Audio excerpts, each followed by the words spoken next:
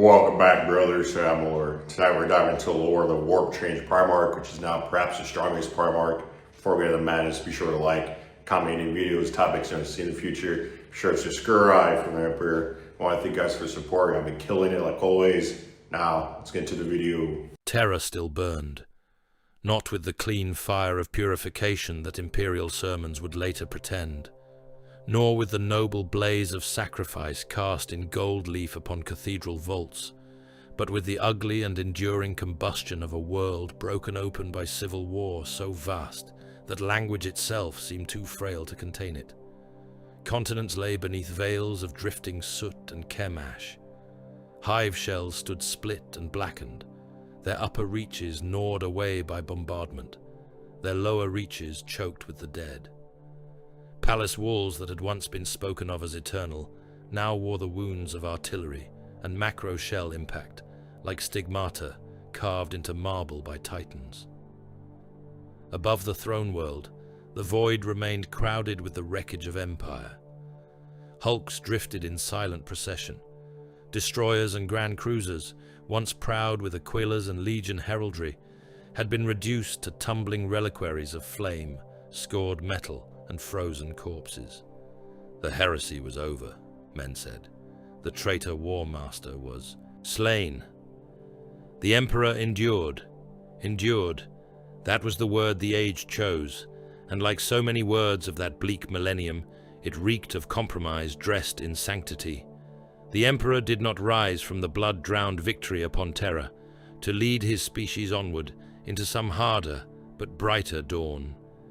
He did not stride from the ashes to rebuke the faithless and gather the loyal to him.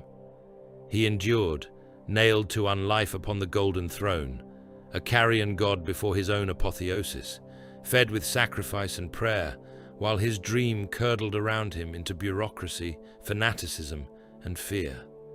The Imperium had won, if that was the word for surviving the murder of its own future.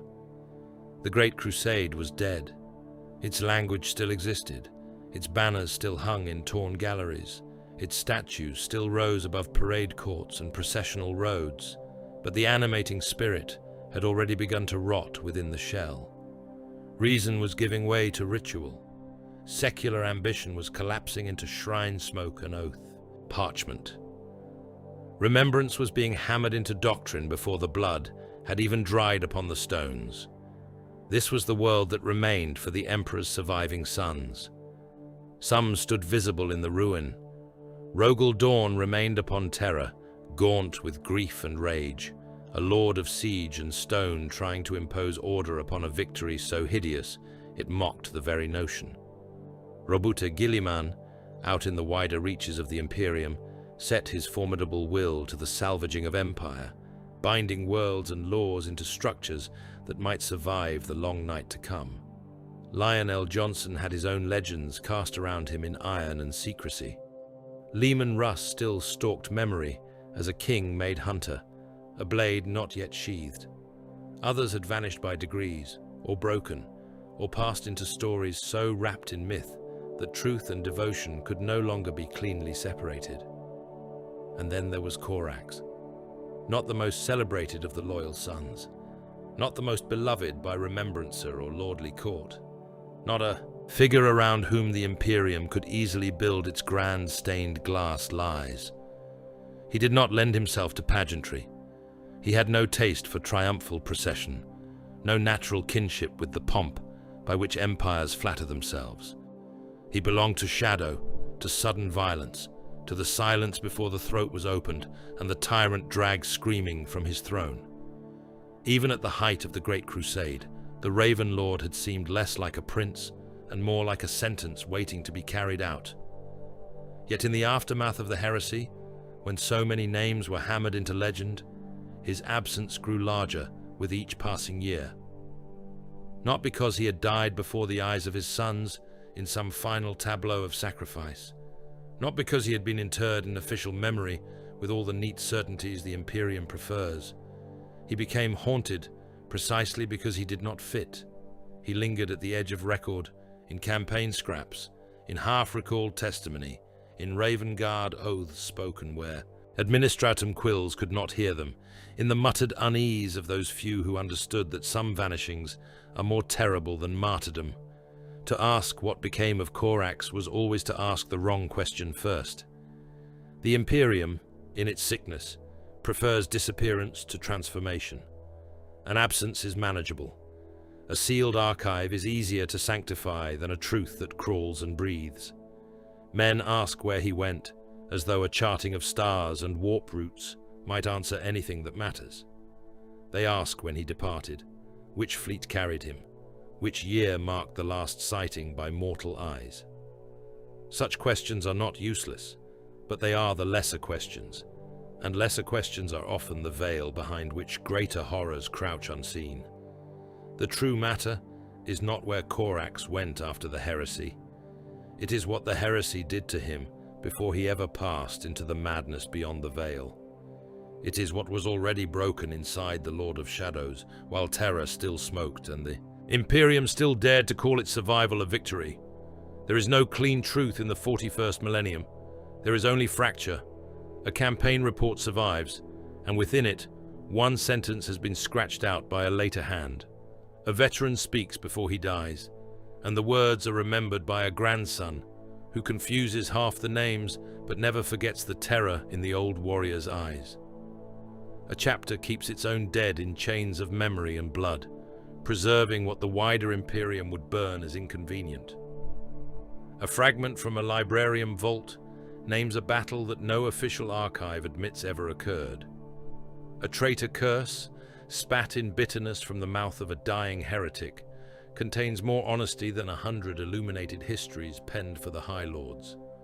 Myth grows over trauma like scar tissue over ruined flesh, and the scar becomes so old, so reverenced, that few care to cut it open and look at the wound beneath. Yet that wound is always there.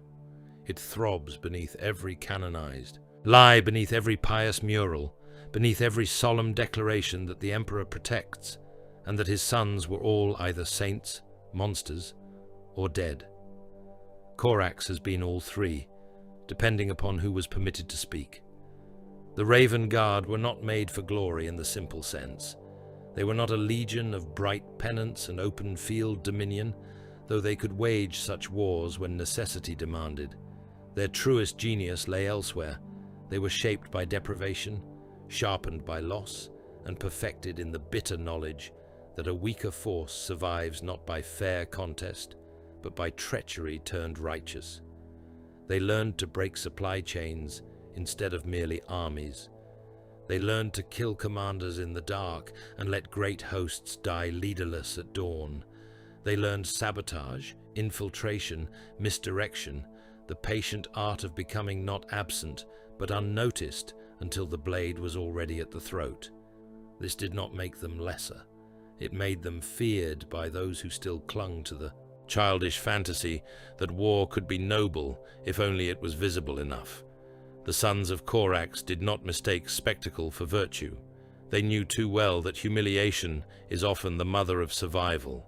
A force butchered in open war may yet endure if it can still fade, strike, and endure again. That lesson had been carved into them in blood.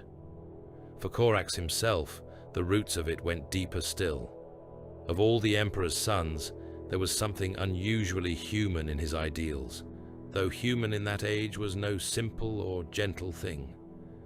He understood oppression not as a concept to be debated in strategium halls, but as filth breathed into the lungs of the weak every day of their lives. He loathed tyrants with an intimacy born of old chains. He believed in liberation, not in the abstract language of compliance and conquest, but in the fierce stripping down of cruel hierarchies by force. Justice mattered to him, not the ceremonial justice of robes and seals, but the visceral and dangerous kind that drags a despot from his raised seat and shows him at last the face of those he has crushed. He had little patience for unnecessary cruelty, not because he was soft, for he was never soft, but because cruelty without purpose offended the hard moral engine within him. Pain was a tool. Terror was a weapon. Death was often required. but wanton torment for vanity or appetite belonged to slavers, sadists and carrion kings. And yet he served the Imperium. There lay the poison from the beginning. The empire for which Corax bled was itself an engine of conquest, vast enough to blot out worlds. It spoke of unity and brought fleets. It spoke of truth and built its future upon suppression, hierarchy, and absolute command. Even before the Heresy, Contradiction had already sunk its hooks into him. He could hate the petty tyrant and still kneel in his fashion before a greater one because he believed the greater design might spare mankind from worse ruin. He could free one world while helping, chain another to Terran law. He could despise the methods of oppression and still persuade himself that under the Emperor's hand, such methods served a necessity beyond ordinary cruelty. This was not hypocrisy in the small and common mortal sense. It was something grimmer. It was the contradiction of a being trying to reconcile sincere justice with service to an empire that would, in time, become the most immense apparatus of sanctioned suffering the species had ever devised. Such contradictions do not remain dormant in souls like his. They fester, they deepen, they wait for the wound that will split them wide open. That wound was the Heresy. Men speak too easily of the Primarchs as symbols. They recite their virtues, curse their sins, rank them according to whatever doctrinal convenience their age requires, and in so doing they forget that these vast beings, crafted for war and empire, were also capable of hurt on a scale ordinary men can scarcely imagine. So long as victory remains possible, symbols endure. The banner still flies, the line still advances, orders still matter. A Primarch can wear his legend like armor and make of his inner fractures some secondary concern for a later hour. But when victory becomes impossible, when betrayal rends the world open and all the great designs collapse into slaughter, something changes. The symbol cracks. The being within begins to show through. Pain stops being private, it becomes destiny. That is where the true story of Corax begins. Not in the eye of terror, not in the fevered whispers of traitors who claim to have seen living shadow tear through their ranks. Not in the later age when scribes and priests, terrified by ambiguity, reduce him either to a vanished hero or a name best left unexamined. It begins when the dream dies and leaves him standing amid the ruin of all he once believed might yet be worth preserving. It begins when loss ceases to be strategic and becomes personal, paternal, unforgivable. It begins when a Primarch forged to topple tyrants is forced to serve an Imperium that grows more tyrannical by the hour, even as it canonizes its own suffering. It begins when justice, once his guiding star, finds itself starved, cornered, and slowly mutating into vengeance. So let the lesser minds ask where Corax went. Let them hunt through fleet records and shrine myths and damaged astropathic charts. Let them argue over the last confirmed sighting, over dates, over whether silence implies death or merely distance. Those things matter only at the edge. The heart of the matter is blacker. Did Corax become a monster in the warp, as fear and simplification would have it? Or did the warp only strip away the final veils and reveal what he had always been beneath grief, duty, and the last restraints of flesh-bound law? To understand the thing that later hunted in the dark beyond the Emperor's light, one must first understand the ruin that walked into that darkness willingly. One must understand the Son of Deliverance not as a phantom of legend, but as a wounded lord carrying failure like a blade turned inward. One must understand the ashes of terror, the carrion victory of the Imperium, the legion of ghosts he loved and failed, the ideals he could not wholly surrender and could no longer wholly reconcile. Only then does the path into the warp begin to make any kind of terrible sense, because Corax did not enter the eye of terror empty. He carried the heresy inside him. before he was a lord of the Raven Guard, before he was counted among the Emperor's lost sons and spoken of in the same breath as vanished kings, Corax belonged to chains. Not in the ceremonial way so beloved by imperial iconography, where shackles become allegory and suffering is polished into something noble for the sake of shrine glass and sermon. He belonged to real chains, to iron-biting skin, to labor measured in exhaustion and punishment, to the grinding industry of a prison moon where men were not citizens or subjects, but flesh rendered useful until it broke. Lycaeus was no cradle fit for a Primarch by the standards of romance. It was a wound in orbit, a place of extraction and discipline, a dead grey world shackled in turn to the greater body of Kiavar and its manufactories, its guild dynasts, its towers of wealth raised upon the bent backs of those below. Its tunnels sweated dust and toil, its labour pits rang with the sound of drills, hammers, shouted orders, and the dull misery of a population taught that existence meant obedience under watchful guns. That was the first kingdom Corax ever saw. He did not inherit a crown there. He did not awaken to courtiers, banners, knightly orders, or the easy loyalties of men already trained to kneel. There was no golden hall waiting for him, no tribal host eager to proclaim him chosen, no ancient throne to step into as though destiny were merely furniture prepared in advance.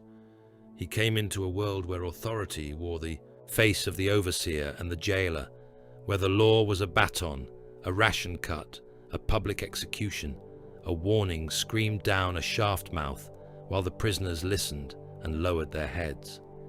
If other Primarchs learned rule through command, through conquest, through inherited dominion or the tested hierarchy of warlike cultures, Corax learned first what power looked like when viewed from below, from the dust, from the level of the chained hand and the bowed spine. That knowledge marked him more deeply than any crown ever could. He was born among the condemned, and so he learned men before he learned institutions. He saw the exhausted, the beaten, the desperate, the quietly defiant. He saw what oppression did to posture, to speech, to the cautious glance cast before truth could be whispered. He saw how cruel systems perpetuated themselves not merely through force, but through hopelessness, through the endless teaching that resistance was waste and survival lay in small compromises of the soul. Yet he also saw what the masters of Lycaeus never truly understood, which was that despair is not the same thing as surrender. Beneath the ore dust and the bruises, beneath the compliance beaten into muscle memory, there endured hatred. Not theatrical hatred, not the loud rage of a mob already committed to open revolt, but the hard private kind, the kind banked like coals under ash, waiting for breath. Corax became that breath. He did not build deliverance by proclamation. He built it by teaching the enslaved how to become dangerous. That was the true genius of him, and it would remain with him all his life. He understood that the weak do not defeat the strong by imitating them. They do not win by marching into the guns and hoping righteousness will turn rounds aside. They win by becoming difficult to see, difficult to predict, difficult to strike back at. They win by attacking the joints instead of the plate, the throat instead of the shield, the power conduit instead of the fortress wall. Corax taught miners, labor gangs, and prison stock how to move in silence, how to pass messages unseen, how to sabotage without spectacle, how to kill a guard without sounding alarm, how to make the architecture of tyranny itself into a weapon against its masters. He taught slaves to become ghosts with knives.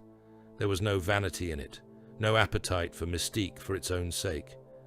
Corax did not cherish stealth because he wished to seem uncanny, nor because he lacked the courage for open war. He valued secrecy, subterfuge, and terror because he knew exactly what they were worth when one side possessed towers, guns, orbital might, and the full confidence of a system built to crush dissent before it could draw breath, to strike unseen was not dishonor upon Lycaeus. It was arithmetic. To murder a jailer in the dark was not indulgence. It was liberation made practical. To spread fear among the guild enforcers, to make them glance over shoulders, mistrust corridors, and wonder which servant or laborer might be the hand that opened their throat in the next hour. This was not cruelty for sport. It was the first reversal of a hierarchy that had relied for generations upon only one direction of fear. He understood terror because he had lived beneath it. That distinguished him forever from those commanders and princes who speak of necessary ruthlessness without ever having listened to the crack of a whip from the wrong side of it. Corax knew fear as an instrument because he knew what it was to have it imposed. He did not romanticize rebellion. He did not dress insurrection in childish visions of clean banners and simple triumph. Revolt, as he practiced it, was a thing of ration theft, hidden meeting places, sudden disappearances, compromised patrol routes, broken lock mechanisms, and a growing atmosphere of dread among the oppressors. It was patient and ugly and exacting. It did not seek permission from any moral authority beyond the certainty that the men who ruled Lycaeus had forfeited mercy by the nature of their rule. Yet he was never simple. There was compassion in him, and it was not weakness. He cared for the broken. He understood the humiliated. He could look upon the downtrodden and see not expendable labor or useful mass, but men worth freeing. That capacity, rare enough in any age, was perhaps rarer still among the Primarchs, who were too often shaped by conquest before they ever tasted suffering. Corax knew suffering. He knew what it did to spirit. He knew the difference between necessary hardness and wanton degradation. There were lines he would cross without hesitation against those he judged tyrants, but those lines existed because judgment existed within him at all. He was not a butcher from appetite. He did not torment because torment pleased him. Where some of his brothers moved toward domination as naturally as breathing, Corax carried within himself an old and stubborn hatred of the boot on the neck. That same trait made him merciless. Compassion for the oppressed sharpened rather than softened his brutality toward their oppressors. Those he judged guilty, he judged with a severity bordering upon absolute. There was little lenience in him for the slaver, the jailer, the despot, the man who built comfort upon the misery of the voiceless. He could be patient in planning, disciplined in timing, and unsparing in execution. He was double-edged from the beginning, a Primarch of moral purpose, whose virtue did not incline him toward gentleness, but toward the most efficient destruction of those he deemed unworthy to rule. In that, there was already a shadow of what he would become later. Justice in Corax did not glow. It cut, and because he had risen from Lycaeus rather than above it, he understood something few of his brothers ever truly grasped. He understood what empire looked like from underneath. To princes, empire is often vision. To generals, it is order. To bureaucrats, it is mechanism. To those crushed beneath it, it is boots, quotas, garrisons, taxes, ration laws, prison blocks, censored speech, and armed men who never doubt their own right to command. Corax saw the machine from the side of those it fed upon. When the Emperor came to claim him, he did not encounter some wide-eyed son ready to adore at first sight. He encountered a being brilliant enough to see both the necessity and the danger in what stood before him. The Master of Mankind offered unity, purpose, a galactic project vast enough to spare humanity from extinction amid the horrors of the void. Corax could perceive the magnitude of that necessity. He was not a fool, and he was no provincial warlord content to let mankind remain scattered prey for Xenos, warp-spawned terror, and its own fragmentation. But neither could he be blind. His loyalty to the Emperor was never the easy devotion that later hagiographers prefer. It was not the bright obedience of a son convinced that all contradiction dissolved in the Father's greatness. It was a harder thing, a colder thing, an alignment forged from necessity, reason, and a grim willingness to believe that one vast tyranny might avert 1,000 lesser catastrophes. He could serve because he thought there remained a chance to shape the Imperium towards something more just than the anarchic cruelty of the Void. He could obey because the alternative was species-wide ruin. Yet beneath that obedience, there always endured strain. The prison moon never left him. Lycaeus taught him too well what authority becomes when unchecked, and so even in loyalty, there lingered watchfulness, distance, and an old suspicion wrapped in discipline. It is no surprise, then, that Horus found use for him. During the Great Crusade, the Raven Guard became not merely a legion among many, but a precision blade often drawn for the dirtiest necessities. Decapitation strikes, infrastructure collapse, compliance by terror rendered swift and efficient. Those who admired only pageantry overlooked the pattern, but Corax would have seen it. Horus, brilliant, charismatic, already gathering around himself the gravitational mass of ambition and command, knew the worth of a weapon that could cut where others battered. He used the Raven Guard with care and cunning, and in so doing planted a seed of bitterness long before betrayal revealed its true face. To be valued is not the same thing as being understood. To be praised for effectiveness is not the same thing as being honored in full. Again and again, Corax and his legion were turned toward the blind angles of war, toward the hidden slaughter, toward the campaigns where victory would be won in silence, while brighter brothers gathered the thunder of acclaim. He accepted it because it worked. He accepted it because he believed in the larger cause. He accepted it because he was too disciplined, too useful, and too burdened by purpose to waste himself on vanity. Yet acceptance is not serenity. The resentment did not need to be spoken aloud to exist. It lived in the old contradiction at his core, in the knowledge that he was serving an empire by means that reminded him too often of the ruthless logic by which empires always justify themselves. Horus did not create that fracture, but he pressed upon it. Long before the War Master's treachery burst into the open, disillusionment had already begun its slow and patient work within the Raven Lord. So do not mistake Corax before the fall for some untarnished paragon. He was noble, yes, perhaps more noble than many of his brothers, if nobility is measured by the ability to look upon the weak and still see men rather than assets. But he was never serene. Peace did not live in him. There was anger there, old as Lycaeus, disciplined but never extinguished. There was guilt even before the greater disasters, guilt born of command, of lives spent under his direction, of compromises made for causes too vast to remain clean. There was violence in him, immense and tightly leashed. Not the wild violence of appetite, but the controlled and terrible violence of judgment, held in reserve until the chosen instant. He was always a storm contained by will, and always there was shadow, not merely around him, not only in the black panoply and the legion craft that would later define his image, but within the grammar of his being. Shadow was how he fought. Shadow was how he liberated. Shadow was how he survived. He trusted the unseen approach, the patient concealment, the strike from the blind angle, because such methods were written into his life from the beginning. Others might wear glory like a second skin. Corax wore dusk. Even before the warp, even before the long haunting beyond the veil, he had already made shadow rationale, disciplined, almost moral. In him, darkness was not chaos. It was order of another kind. It was the refusal to die honestly for the amusement of stronger men. It was the weapon of those whom daylight power had condemned to kneel.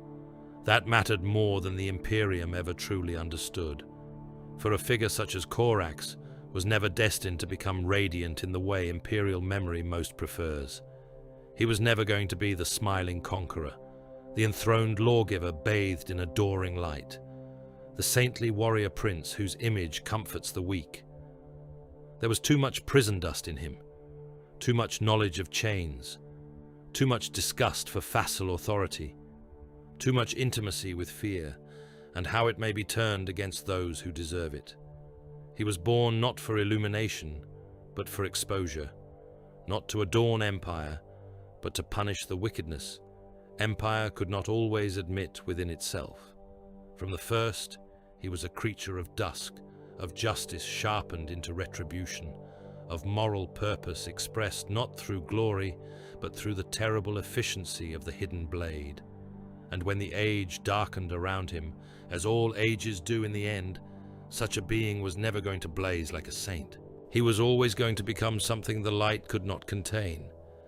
There are worlds upon which armies perish, and there are worlds upon which meanings perish. Istvan V was both. The Imperium would remember it as massacre, as treachery, as one more atrocity in a civil war so swollen with butchery that language itself began to fail beneath the burden of what it was asked to carry. Strategos would later tabulate losses.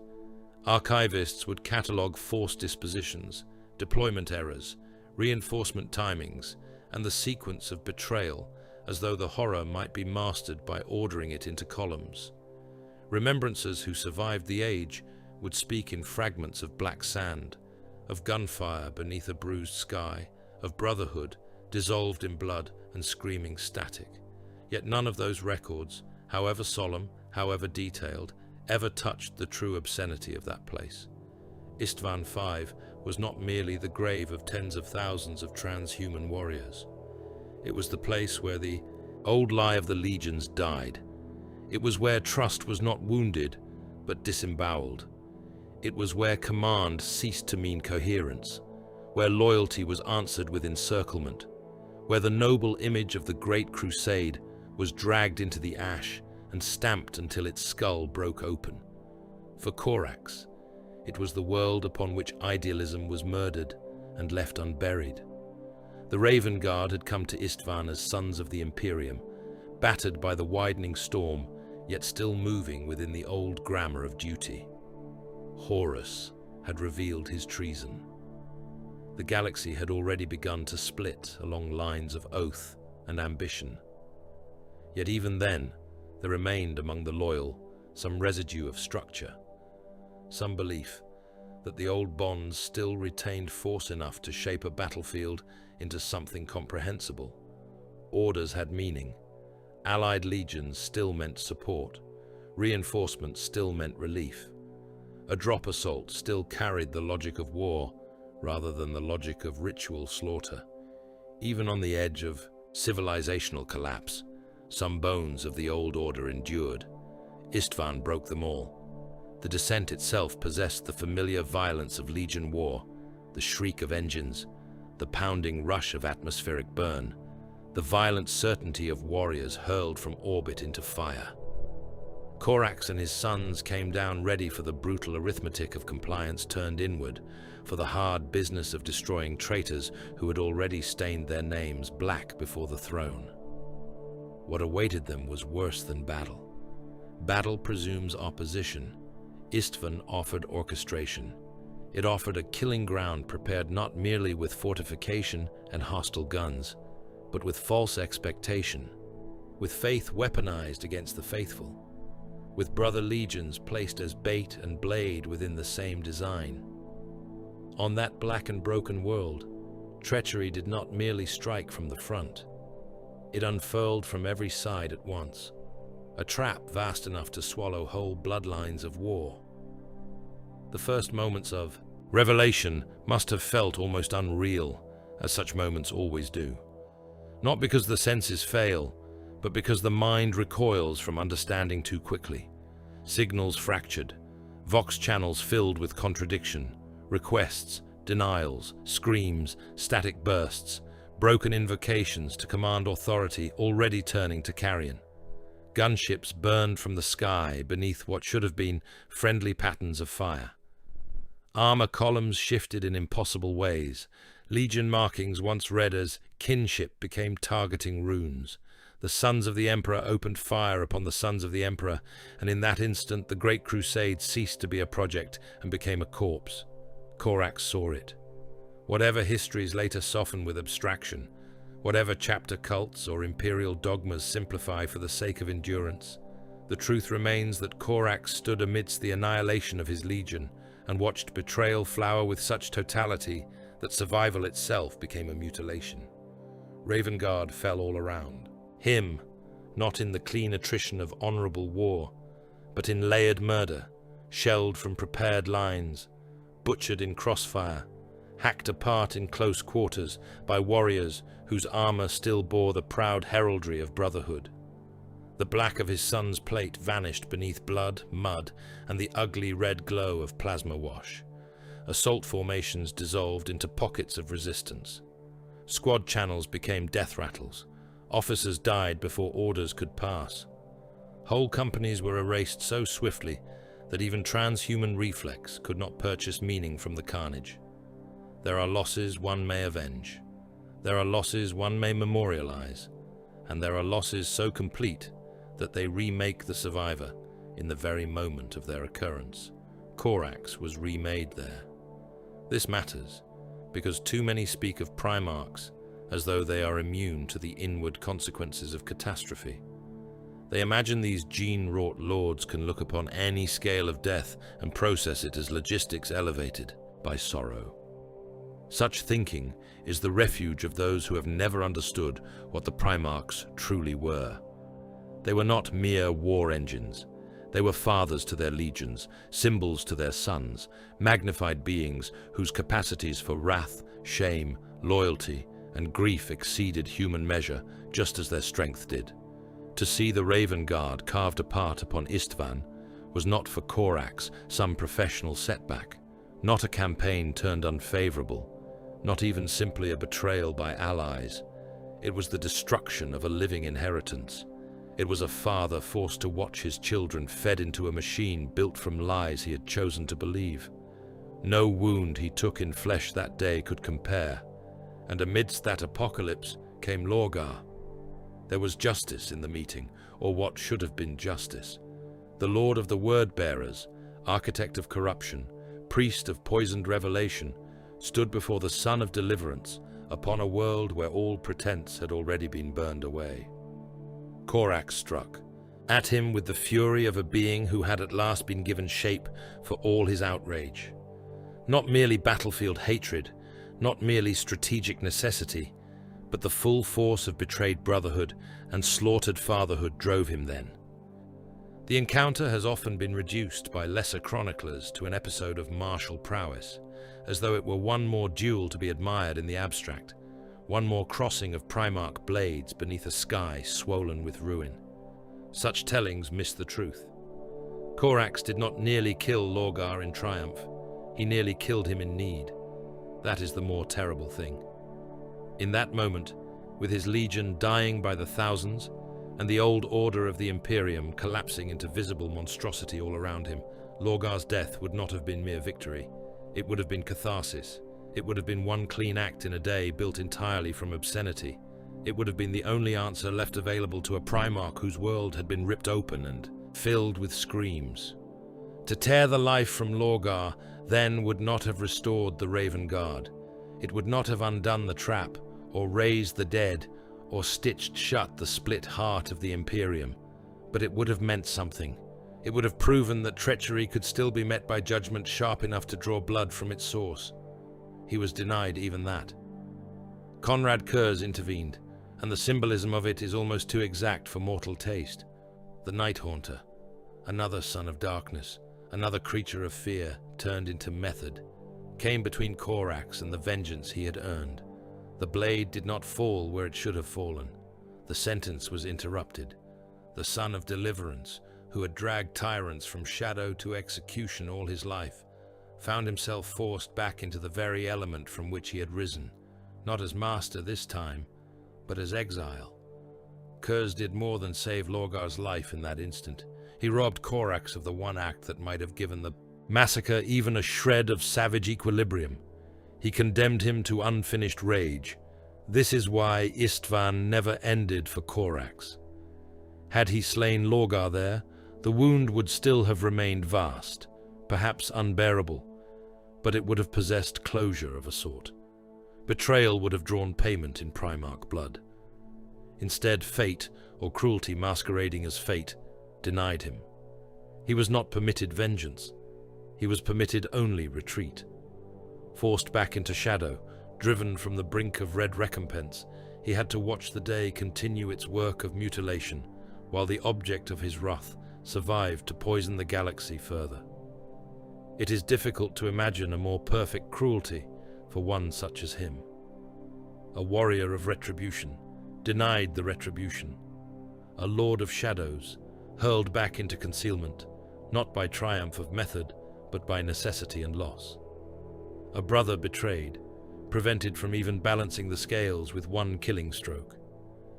The escape of the Raven Guard was no proud withdrawal. Let no later gloss make it so. They did not disengage as a coherent force preserving strength for future campaigns. They crawled from the grave. That is nearer the truth. Torn formations, shattered command structures, bleeding remnants dragged themselves out of a charnel pit in which almost an entire legion had been marked for extinction. Every surviving vessel, every recovered warrior, every fragment of operational order had to be clawed back from encirclement, confusion, and the relentless appetite of enemies who knew exactly how close they had come to total success. There was nothing stately in it. There was endurance, certainly. There was discipline amid nightmare, and courage of the kind that only reveals itself when all grand designs have already failed. But there was no splendor. The Raven Guard who left Istvan bore the spiritual posture of men who had escaped a mass execution by chewing through the ropes while the next volley was being loaded. Survival became a shame-edged necessity. This was the deepest cut of all.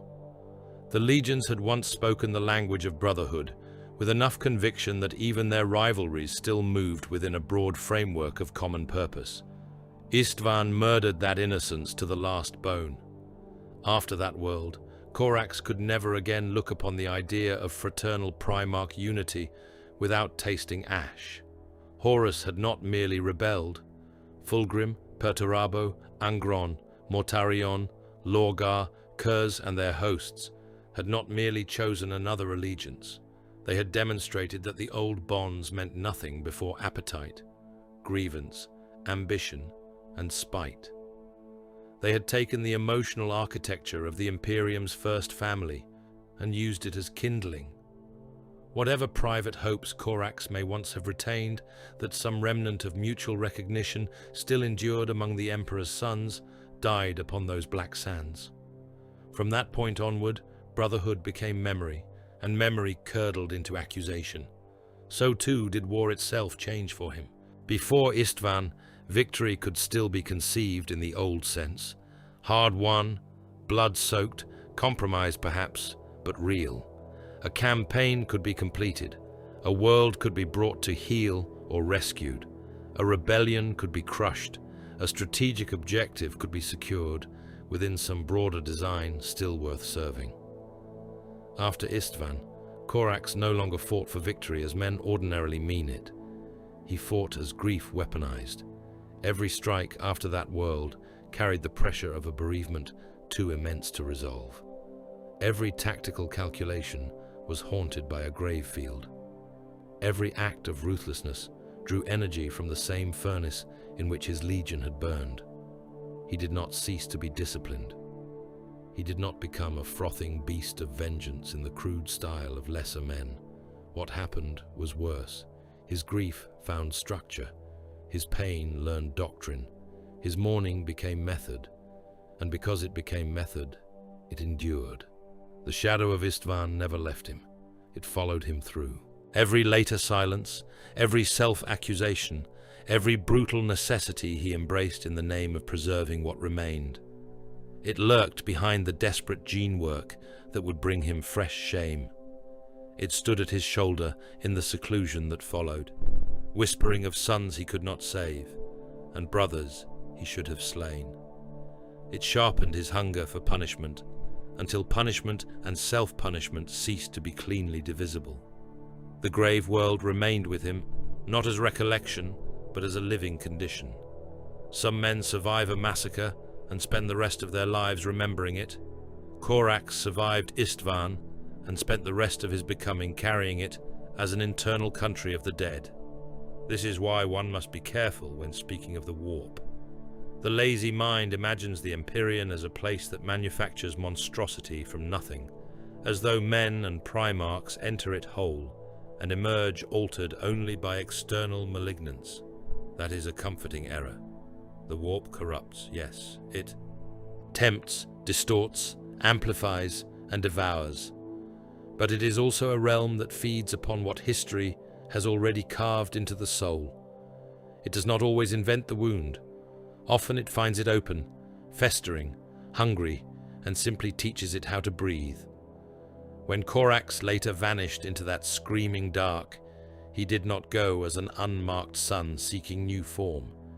He went as the survivor of Istvan V, carrying inside him a massacre, a denied vengeance, and an idealism butchered so thoroughly that only wrath still knew its own name. The warp did not make that wound, it merely found it waiting. After Istvan, the Raven Guard did not return from war. They returned from slaughter. That distinction mattered more to Corax than any honorific later pinned to the memory of survival. A legion could come back diminished from a campaign and still remain itself.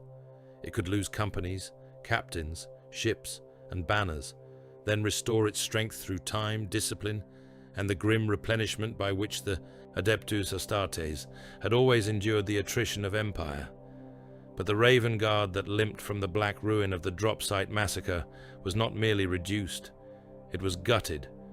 Its bloodline had been hacked apart on the killing fields of Istvan, its order shredded, its officer caste mutilated, its old certainty turned to ashes in the mouths of those few survivors who still lived to speak. What remained was a legion in name, but in flesh and viable strength it was nearer to a remnant, a blade snapped near the hilt and clutched in a bleeding hand by a father who refused to admit he was now armed with little more than a broken edge. Corax knew what such weakness meant. The Imperium burned on every frontier. Horus still strode the stars as arch-traitor. Loyalist worlds fell. Astropathic choirs died screaming into static. Fleets vanished into ambushes or translated into systems already surrendered to rebellion and ritual murder. A crippled legion did not exist in peace long enough to mend itself at leisure. It existed in a universe that would notice the limp and drive a knife into the kidney before the breath could steady. The Raven Guard could not remain as they were. To remain thus was to die slowly, to become irrelevant in the wider cataclysm, to preserve only memory while the enemy devoured the substance of all that memory had once defended. Corax had watched too many suns torn open on Istvan to accept that end. If the Legion was to endure, it had to be reborn, and it had to be reborn swiftly enough to matter. Need became its own form of sacrament. That was when the Emperor's gift came to him, and like so much that issued from the throne in those final years, it wore the face of salvation while carrying the taste of temptation beneath. The old gene-craft, the withheld refinements, the deepest alchemies by which the Legiones Astartes had first been made into something more terrible and more exact than mortal soldiery, were placed within Corax's reach, in another age, under another sky. Such lore might have seemed a miracle unalloyed, the hand of the Father extending into the darkness to preserve a wounded son's inheritance. To a shattered Primarch with a butchered legion, it looked like resurrection. The dead could not be called back from the grave fields of Istvan, but what had nearly been erased might yet be restored. The black pennons of the Raven Guard might still darken the stars. The line might continue. The name might endure as something more than an epitaph. Yet miracles in that age were never clean things. Corax was not fool enough to think this gift without peril. He understood gene seed not as a simple mechanism to be multiplied like shells in a foundry line, but as the sacred and volatile inheritance of the Astartes themselves, the flesh script by which a legion reproduced both its martial function and its inner essence. to accelerate that process, to intrude upon the long cruelties of natural implantation and hardening, to force time itself into compliance with war's appetite. This was no small liberty. It was a trespass into the most dangerous workshop of the Imperium. But desperation crushes the pride of caution. He did not reach for the Emperor's gene law because he lusted after mastery, nor because he wished to prove himself the equal of the Generites of old Terra. He reached because his sons were dying faster than they could be replaced, because the galaxy was closing like a fist, because grief and necessity together had left him no reverent distance from forbidden tools. Hubris was not the motor, anguish was. So the work began. Within hidden vaults and sealed chambers, amid the hiss of sterilizing vapor, the lumen glare on steel, the pulse of ancient machines too sacred and too dangerous to be named lightly, Corax turned himself from warlord to architect of a desperate rebirth. Apothecaries, chirurgeons, gene adepts, all bent beneath the weight of secrecy and impossible urgency. Tissue cultures bloomed in nutrient vats. Helical script streamed in green light over data screens and polished brass interfaces. Incubation coffins thrummed like iron wombs. Promising aspirants, drawn from worthy stock, from hard men capable of surviving the first brutal sieves of selection, were subjected to processes accelerated beyond what prudence would once have allowed. Organs took root with unnatural swiftness. Bones hardened. Musculature thickened. Neural pathways adapted under imposed stress and chemically induced remapping. What should have required longer spans of refinement and trial was driven forward by a will that had no more patience for loss. At first, hope lived there. That is what made what followed so unforgivable. There were successes, or what seemed like successes, in those first desperate cycles. New warriors rose from the iron tables and amniotic caskets with the black hair, pale flesh, and killing promise of the 19th Legion stamped visibly upon them. They moved with speed. They learned with startling acuity. The old line, which had seemed poised on the edge of extinction, flickered once more. Corax looked upon them, and perhaps, for a moment, allowed himself the smallest and most dangerous of mercies: belief. Not in victory, as once he had understood it. That had died on Istvan, but in continuity, in the possibility that the Raven Guard might yet survive as Raven Guard, not as relics, not as a chapter of mourners huddled around old ashes, but as a living blade still able to strike for the Imperium. Then the sabotage woke within the blood. Corruption did not always announce itself at once. It whispered first through anomalies too subtle for exhausted men to name with confidence. Muscular growth beyond projected parameters, skeletal distortion, aggression spikes, metabolic surges. Then the whisper became a shriek. Flesh swelled where it should have refined. Features elongated, twisted, collapsed into bestial wrongness. Bone broke through skin in wet, obscene crescents. Teeth thickened, limbs warped, eyes clouded or multiplied in grotesque asymmetry. What had seemed a new generation of Raven Guard degenerated into malformed transhuman horrors. Things still half recognizably Astartes, but only half, their humanity and legion bearing drowning beneath an uprising of biological blasphemy.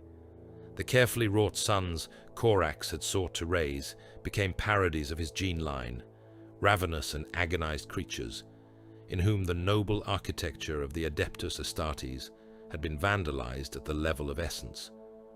The chambers of rebirth became abattoirs of revelation. This was no battlefield defeat to be recorded, cursed and avenged in due course. This happened under Corax's hand, by his sanction, under his command, and through his desperate choice to force life where war had cut it down. There was the true cruelty. He had not merely failed to save his legion in the open furnace of Istvan. Now, in the name of preserving it, he had helped make monsters. He who hated corruption had midwifed corruption.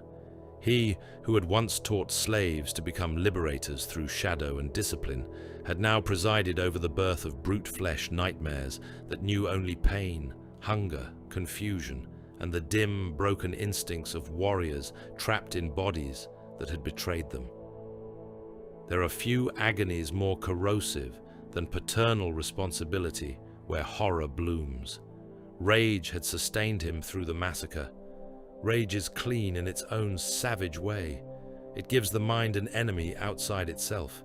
It points, it burns, it demands motion, reprisal, action. Guilt is different. Guilt turns inward and begins its slow work with patient teeth. Corax could not lay these abominations wholly at Horus's feet, though treachery had opened the road to desperation. He could not place every distortion upon the enemy, though sabotage had poisoned the work. He had chosen the road. He had demanded haste. He had bent his will toward resurrection and found himself standing over vats and operating slabs filled with shrieking proof that his will was not enough to keep corruption from entering the chamber once the door had been opened. This, more than many later understand, was one of the great hinges of his life. Istvan had wounded him. This shamed him. A wound may be cherished into vengeance. Shame ferments. It infects every memory of motive until the soul itself feels contaminated. Corax could look back upon Istvan and say we were betrayed. He could not look upon the gene vault horrors and speak so simply. There, the traitor's hand and his own necessity had become entangled. The consequence still lived, if that was the word, in heaving malformed bodies and ragged cries that no Astartes should ever have uttered. These things bore his lineage. They bore the damage of the enemy. They bore the mark of his choice. In them, blame itself became unclean. He did what had to be done. There is no softer phrase fit for it. No imperial euphemism. No priestly shield of language. The warped creations had to die. Some were little more than slavering catastrophes of muscle and broken instinct, violent and unsalvageable. Others retained enough glimmer of awareness to make the task infinitely worse. They looked at him. They knew him, perhaps not with the full clarity of proper sons, but with enough ruined recognition to turn mercy into a blade with no hilt. In chambers that had been built for renewal, Corax oversaw and enacted execution. Bolt rounds burst apart skulls that should have worn the helm of his legion. Blades bit through throats swollen by corrupted growth. Apothecaries and chosen warriors moved among the ruined offspring of a desperate dream, slaughtering them as one might put down plague beasts, save that plague beasts do not speak in broken voices or reach with hands still trying to obey the memory of discipline. This was among the darkest acts of Corax's life, not because the killings were unjust, but because justice itself could offer no cleansing after them. He was merciful where mercy could still mean swiftness. He was pitiless where the creatures had descended beyond recall. He was all the things command required him to be, yet each death left a stain. Every body collapsing under sanctioned mercy was also an accusation. Every burst organ, every gouting blackened blood slick upon steel decking, every final rattle from a chest that should have carried the organs of an Astartes whole and pure, all of it fed the same inner verdict. You made this possible. You opened the door. You reached for resurrection and brought forth mockery. The gaunt father of a dying legion now walked through rows of butchered, failed sons and could no longer say with confidence where the treachery of the enemy ended and the trespass of his own desperation began. This brought him nearer to the edge of the warp than he realized.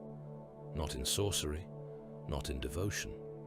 Corax was no kneeling fool, muttering canticles to powers beyond the veil. But he had looked upon identity dissolved into flesh horror. He had seen noble essence dragged downward into bestial deformation. He had learned in the most intimate and unforgiving way that the body could become a prison of wrongness, that the self might remain present enough to suffer while the shape that housed it curdled into nightmare. This is one of the oldest truths of the Immaterium, though men on the material side often learn it only when it is too late. Corax had witnessed it not in a demon world, not in some blasphemous shrine of the traitor host, but in the rebirth chambers of his own legion. He had stood at the threshold without knowing the greater shape of the doorway. After that, his hatred of corruption could never again remain pure. He still loathed the tainted, the twisted, the violated thing that mocked rightful form. But now that hatred passed through himself before it found any outward target, he had seen too much of his own agency reflected in the malformed dead. He had seen his noblest motive rot into consequence. To despise corruption was to remember his failure. To remember his failure was to despise himself. There, guilt surpassed rage in poisonous endurance. Rage can fade between battles. Shame waits in silence. It sits beside the bunk, follows the command throne, haunts the strategium, and speaks most clearly when all other voices have fallen quiet. By the time Corax would later turn his face toward the Eye of Terror, he was no longer carrying only the grief of Istvan, or the denied vengeance of a brother left alive. He was carrying this as well, the memory of sealed vaults filled with butchered mistakes, the knowledge that his own hand had helped deform what he most wished to save, the certainty that some roads taken in necessity remain sins in the heart, even when history grants no alternative. Shame went with him, self-loathing went with him, and beneath both, sharpening itself. Against the black stone of his conscience went the appetite for punishment that had begun to feel less like justice for others than justice long overdue for himself. He returned to deliverance as a victor only in the way a corpse might be said to have survived the blade that opened it. There were ships still bearing the heraldry of the Raven Guard.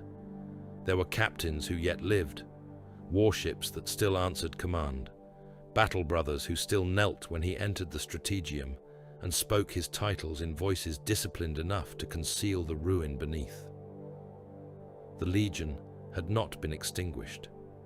By the thin and brutal arithmetic of civil war, that alone might have been counted a kind of triumph. Yet such accounts belonged to logisticians and liars. Corax knew the difference between endurance and wholeness. He knew the gulf between command retained and purpose preserved. When he set foot once more within the cold reaches of his own dominion, he did so not as a conquering Primarch, returned from righteous war, but as a being hollowed out from within, worn thin by massacre, by failure, by the memory of malformed sons dying under sanctioned mercy, by the mounting certainty that what remained of him was no longer fit for any ordinary place among the living. Deliverance received him in silence. That, more than celebration would have, suited the truth. There were no triumphal bells, no parade of banners through soot-choked streets, no feast of reunion staged for the benefit of commanders who could no longer bear the sight of their own losses unless wrapped in ritual. The world that had once known him as liberator now felt the gravity of his return as a thing closer to eclipse. Workers lowered their eyes as his procession passed. Legion serfs moved with the hush reserved for mortuary chambers and high sanctuaries. Even the metal bones of the fortress seemed to understand that this was not a homecoming in the old sense. The Lord who had gone forth in war had come, back altered in ways no herald could announce. He had not been broken in the simple fashion of a defeated general. He had been emptied, scraped raw, and left carrying inside himself a pressure too immense for speech. Thus, he withdrew. Not because the Imperium commanded it, not because his sons demanded rest, not because any tribunal of Terra or Mars had pronounced judgment and confined him. That would have been easier, cleaner, smaller. What Corax chose was far worse, because it was chosen. He turned from strategium, from council, from the state that still named him son and weapon, and retreated into the Raven Spire to sit alone with everything he had done, everything he had failed to prevent, and everything he could no longer bear to see reflected in the eyes of those who still called him Lord. Few acts are more terrible than voluntary judgment. Men dragged to punishment may still preserve some private hope that the scale was unjust, that a larger context will one day absolve them. Corax offered himself no such mercy. He disappeared into his own fortress, because he knew there existed no accuser more savage than the one already speaking in his blood. The Ravenspire was fit for such a sentence. It had always possessed a character unlike the ornamental bastions favored by brighter legions. It was a fortress, yes, but one shaped by severity rather than display, by dark lines and stern geometry, by chambers that seemed designed less for comfort than for endurance. In that age, beneath the long shadow of the Heresy, it became something more than a seat of command. It became a tomb that still breathed. Its vaulted halls swallowed sound until footfalls seemed ashamed to exist. Its iron doors sighed open like crypt seals disturbed by necessity. Its chambers of record, armory, and meditation felt equally like organs within some enormous sepulchral beast.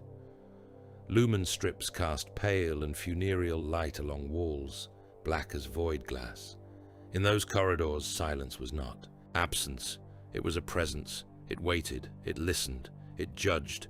There Corax took his place amid the dead architecture of his own legacy. This is where mortal grief and Primarch grief part company. A man loses brothers, sons, comrades, and he grieves in measures the human frame can sustain. He drinks, he prays, he rages, he falls silent, he tells stories. He dreams of faces and wakes with tears dried on his cheeks. The pain may shape him for the rest of his days, but it remains bounded by the limits of a mortal life. Primarch grief is another order of catastrophe.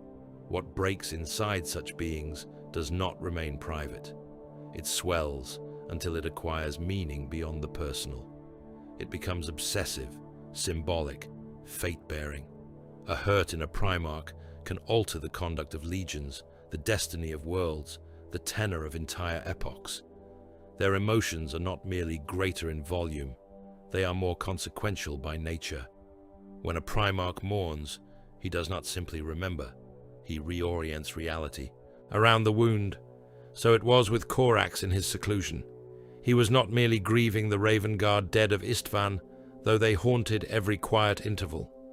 He was not only grieving the twisted sons birthed in desperation and cut down beneath his own order, though their broken forms returned to him in every chamber where the light was too white and the air too clean. He was judging himself. That was the true labor of those days. No imperial tribunal, however stern, could have arraigned him more thoroughly than he arraigned himself in the solitary darkness of the Ravenspire. He examined every choice, every compromise, every assumption that had led him from deliverance to the present abyss. He weighed his loyalty to the Emperor against the Empire that loyalty had helped preserve.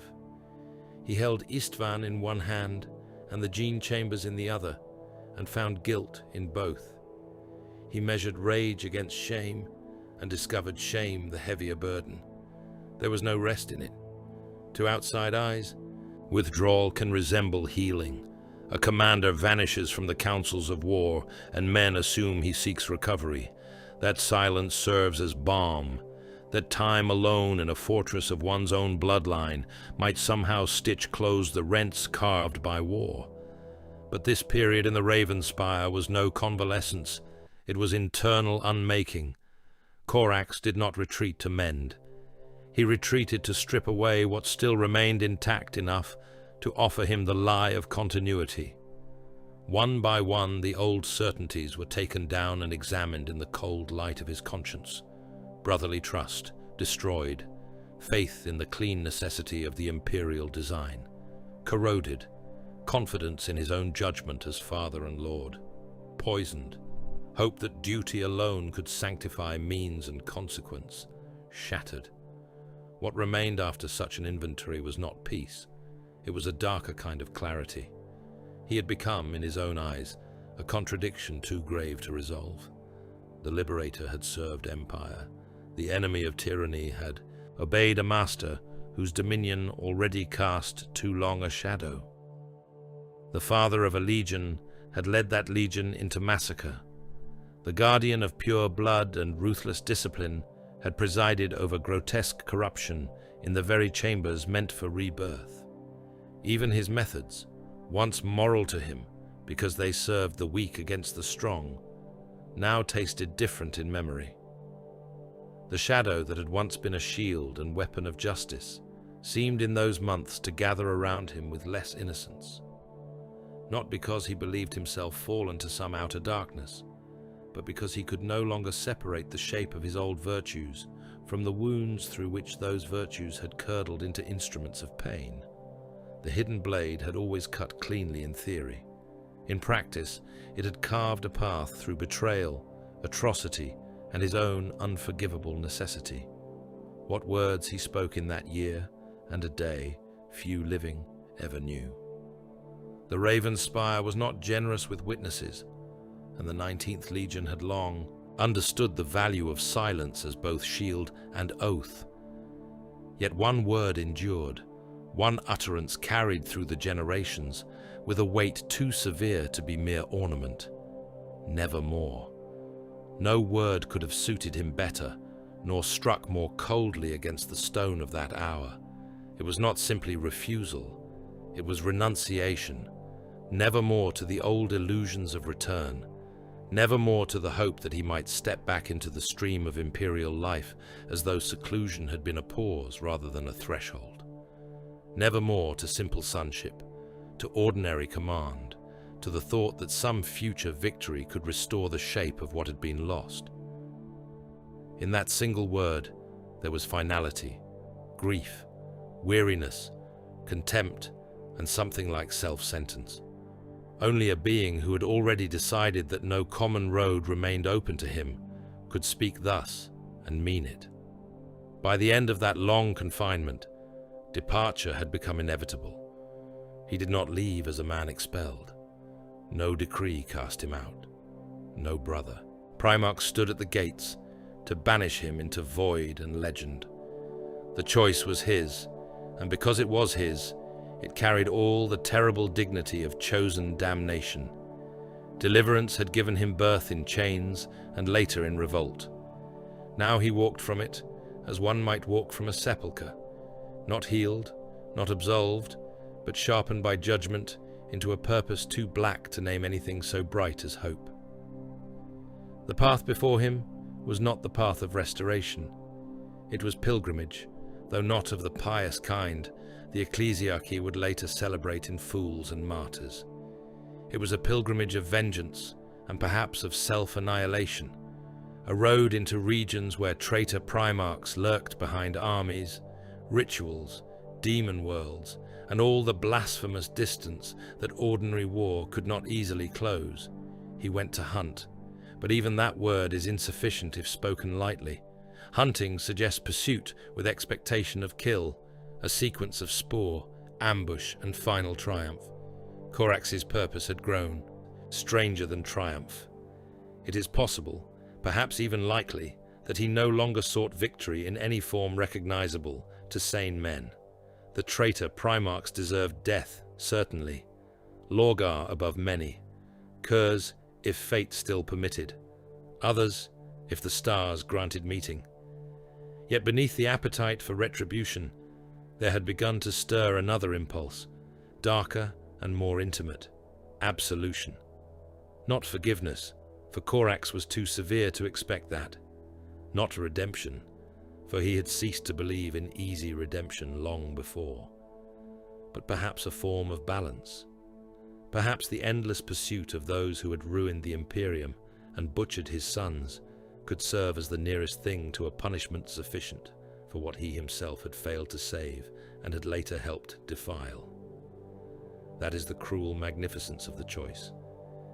He did not leave deliverance to return crowned. He left because there remained in him a need so sharp it could only be fed by the dark between stars and the greater dark beyond them. In the hunt for traitor lords lay vengeance, yes, but also ordeal. trial without end, a road harsh enough that each further step might count as a kind of penance. Each slain heretic, each broken warband, each shadow war prosecuted in the hidden places of the galaxy, all might stand as offerings laid before no throne, save the brutal arithmetic of his own conscience. So the vessel departed. Black-hulled, austere, more omen than ship beneath the cold light of the void, it slipped from deliverance without fanfare, and turned its prow toward the regions where reality thinned and madness coiled in patient tides. Those who watched it go may have imagined they beheld their Primarch leaving to continue the Emperor's war in other theaters. They may have spoken of duty, of vengeance, of necessary pursuit. Such words would not have been false, but they would have been smaller than the truth. What vanished into the gulf that day was not merely a lord of the Imperium sailing toward the next campaign. It was a wound given direction, a grief taught to navigate, a black purpose clothed in armor and oath, carrying within itself shame, wrath, and the terrible stillness of a being who had already said farewell to every ordinary life he might once have lived. The stars swallowed him, and the dark ahead opened like a mouth. Men speak of the warp as though it were a single verdict. They imagine that to enter the immaterium in any true sense is to be subjected to one universal law, one same corruption, one common pattern of unmaking by which flesh, mind, and soul are stripped down and remolded according to the appetite of powers beyond mortal law. This is the kind of simplification that thrives in the Imperium, because the Imperium fears complexity more than falsehood. A frightened species prefers one crude warning to 10 difficult truths. Yet the warp has never dealt with all beings in the same fashion, and it would be folly of the highest order to imagine that the Emperor's sons, each forged with different dispositions, burdens, strengths, and private abysses, should all meet the Empyrean as though they were cast from one undifferentiated mold. The warp is not fair, it is not equal. It does not mirror itself cleanly from one soul to the next. It answers hunger with one voice, pride with another, faith with another still. It takes what already exists and presses upon it until latent meaning grows visible, terrible, and often irreversible.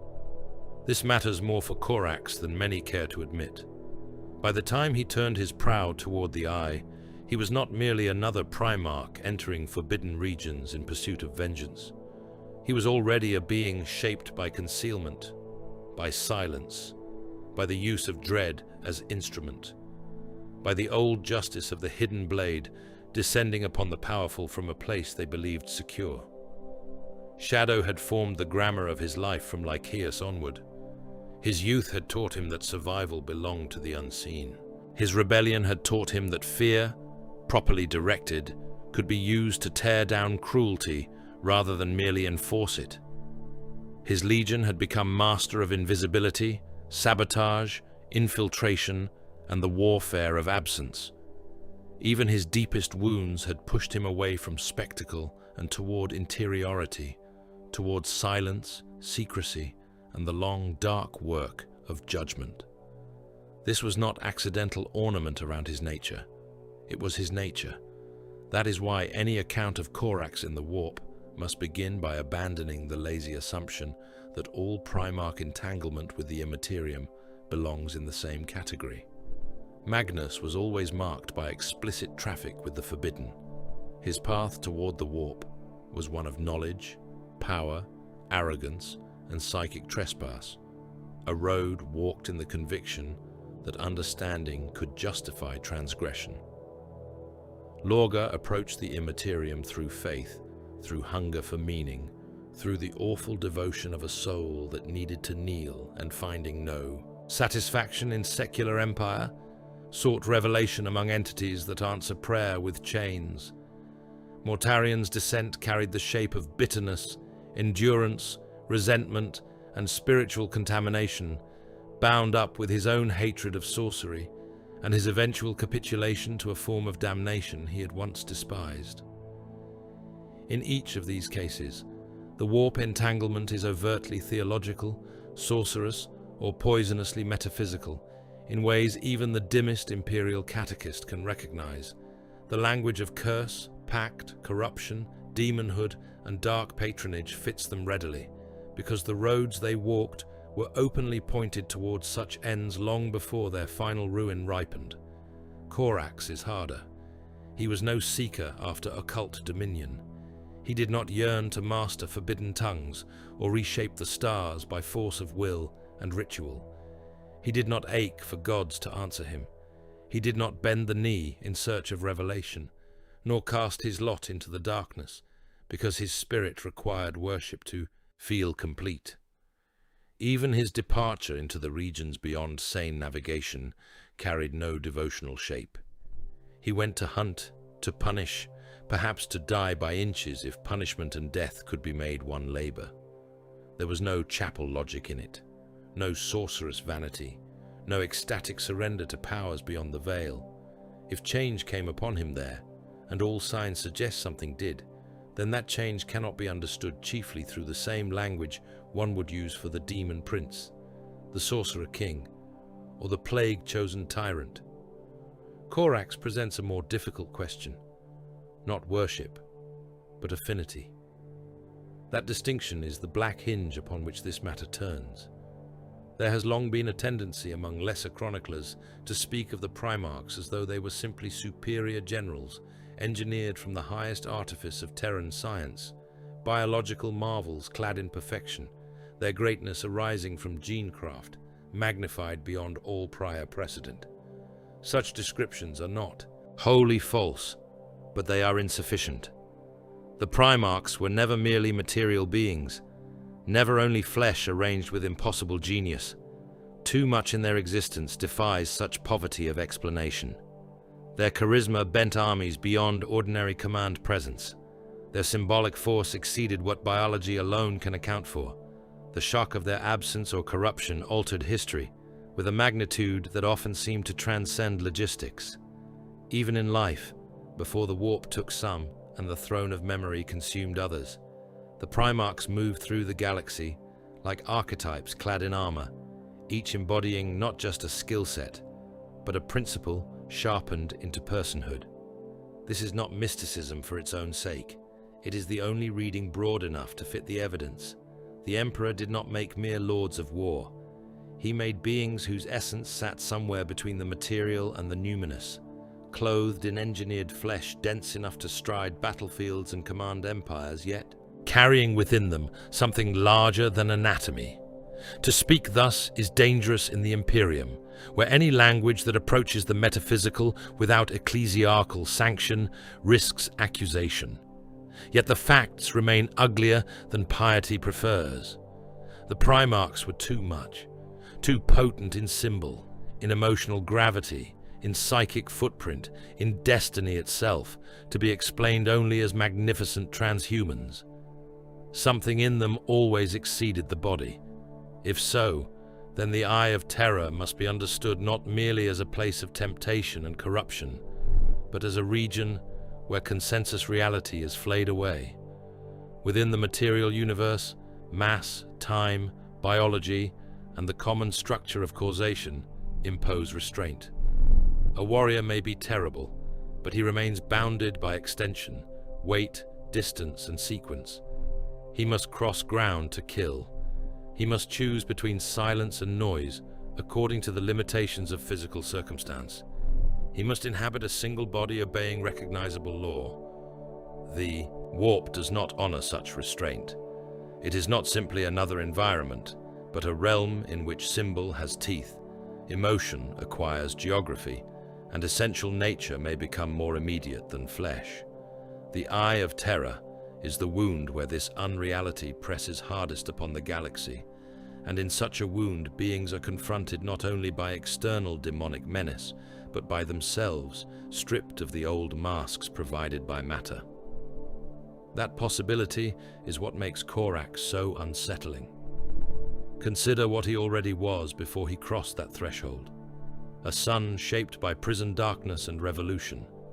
A Primarch whose methods were invisibility, surprise, dread, decapitation, punitive exactitude. A father broken by betrayal, driven by grief, and sharpened by a hatred of tyrants so severe it had always bordered upon the absolute.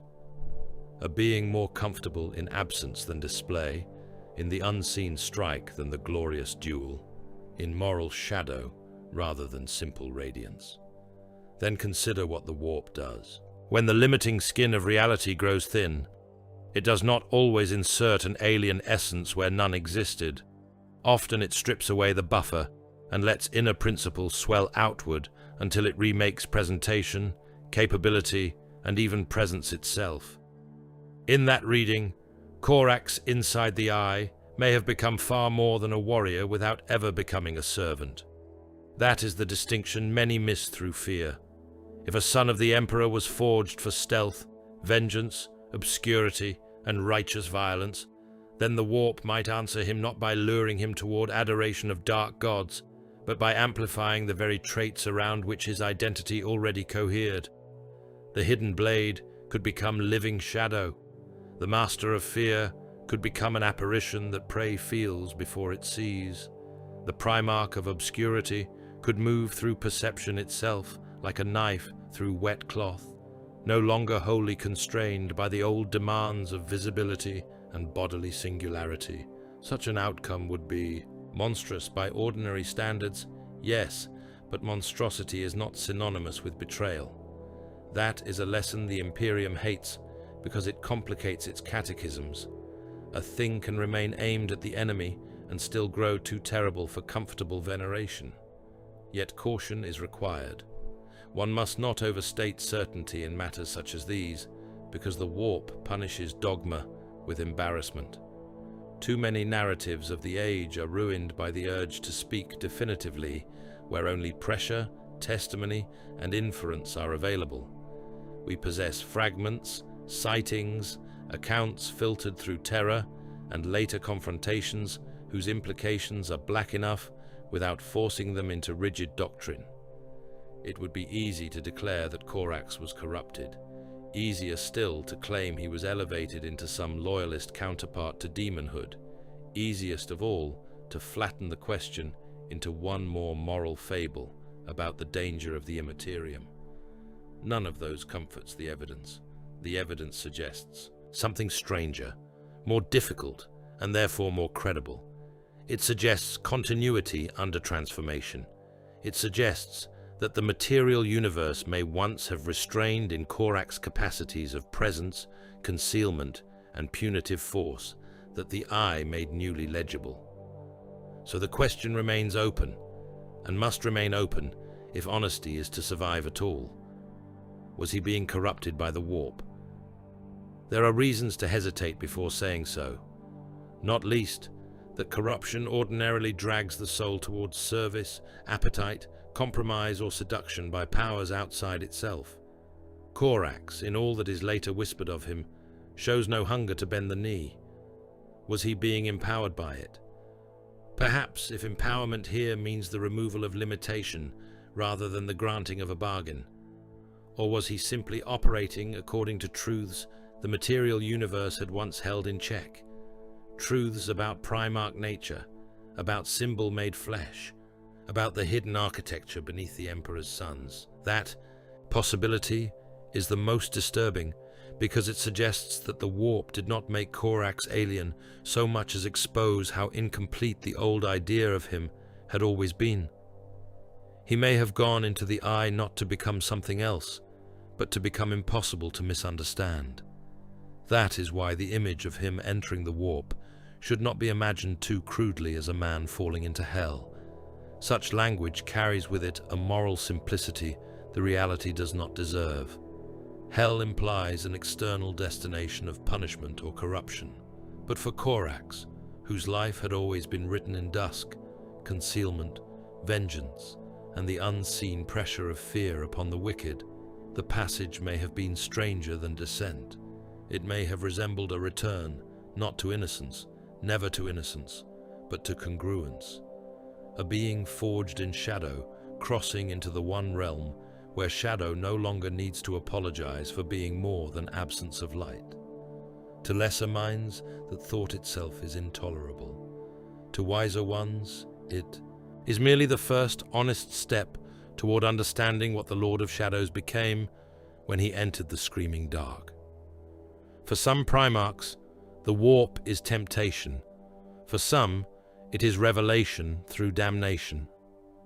For Corax, it may have been something colder and more exact, less a plunge into the abyss than the moment a shadow finds, at last, the element in which it was always strongest. They did not speak of him at first in the language of certainty.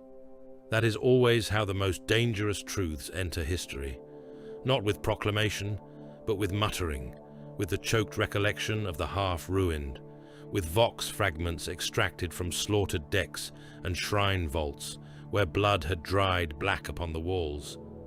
A dark apostle vanished between one breath and the next, his warding circle left unbroken, his acolytes disemboweled around him in a ring of steaming ruin.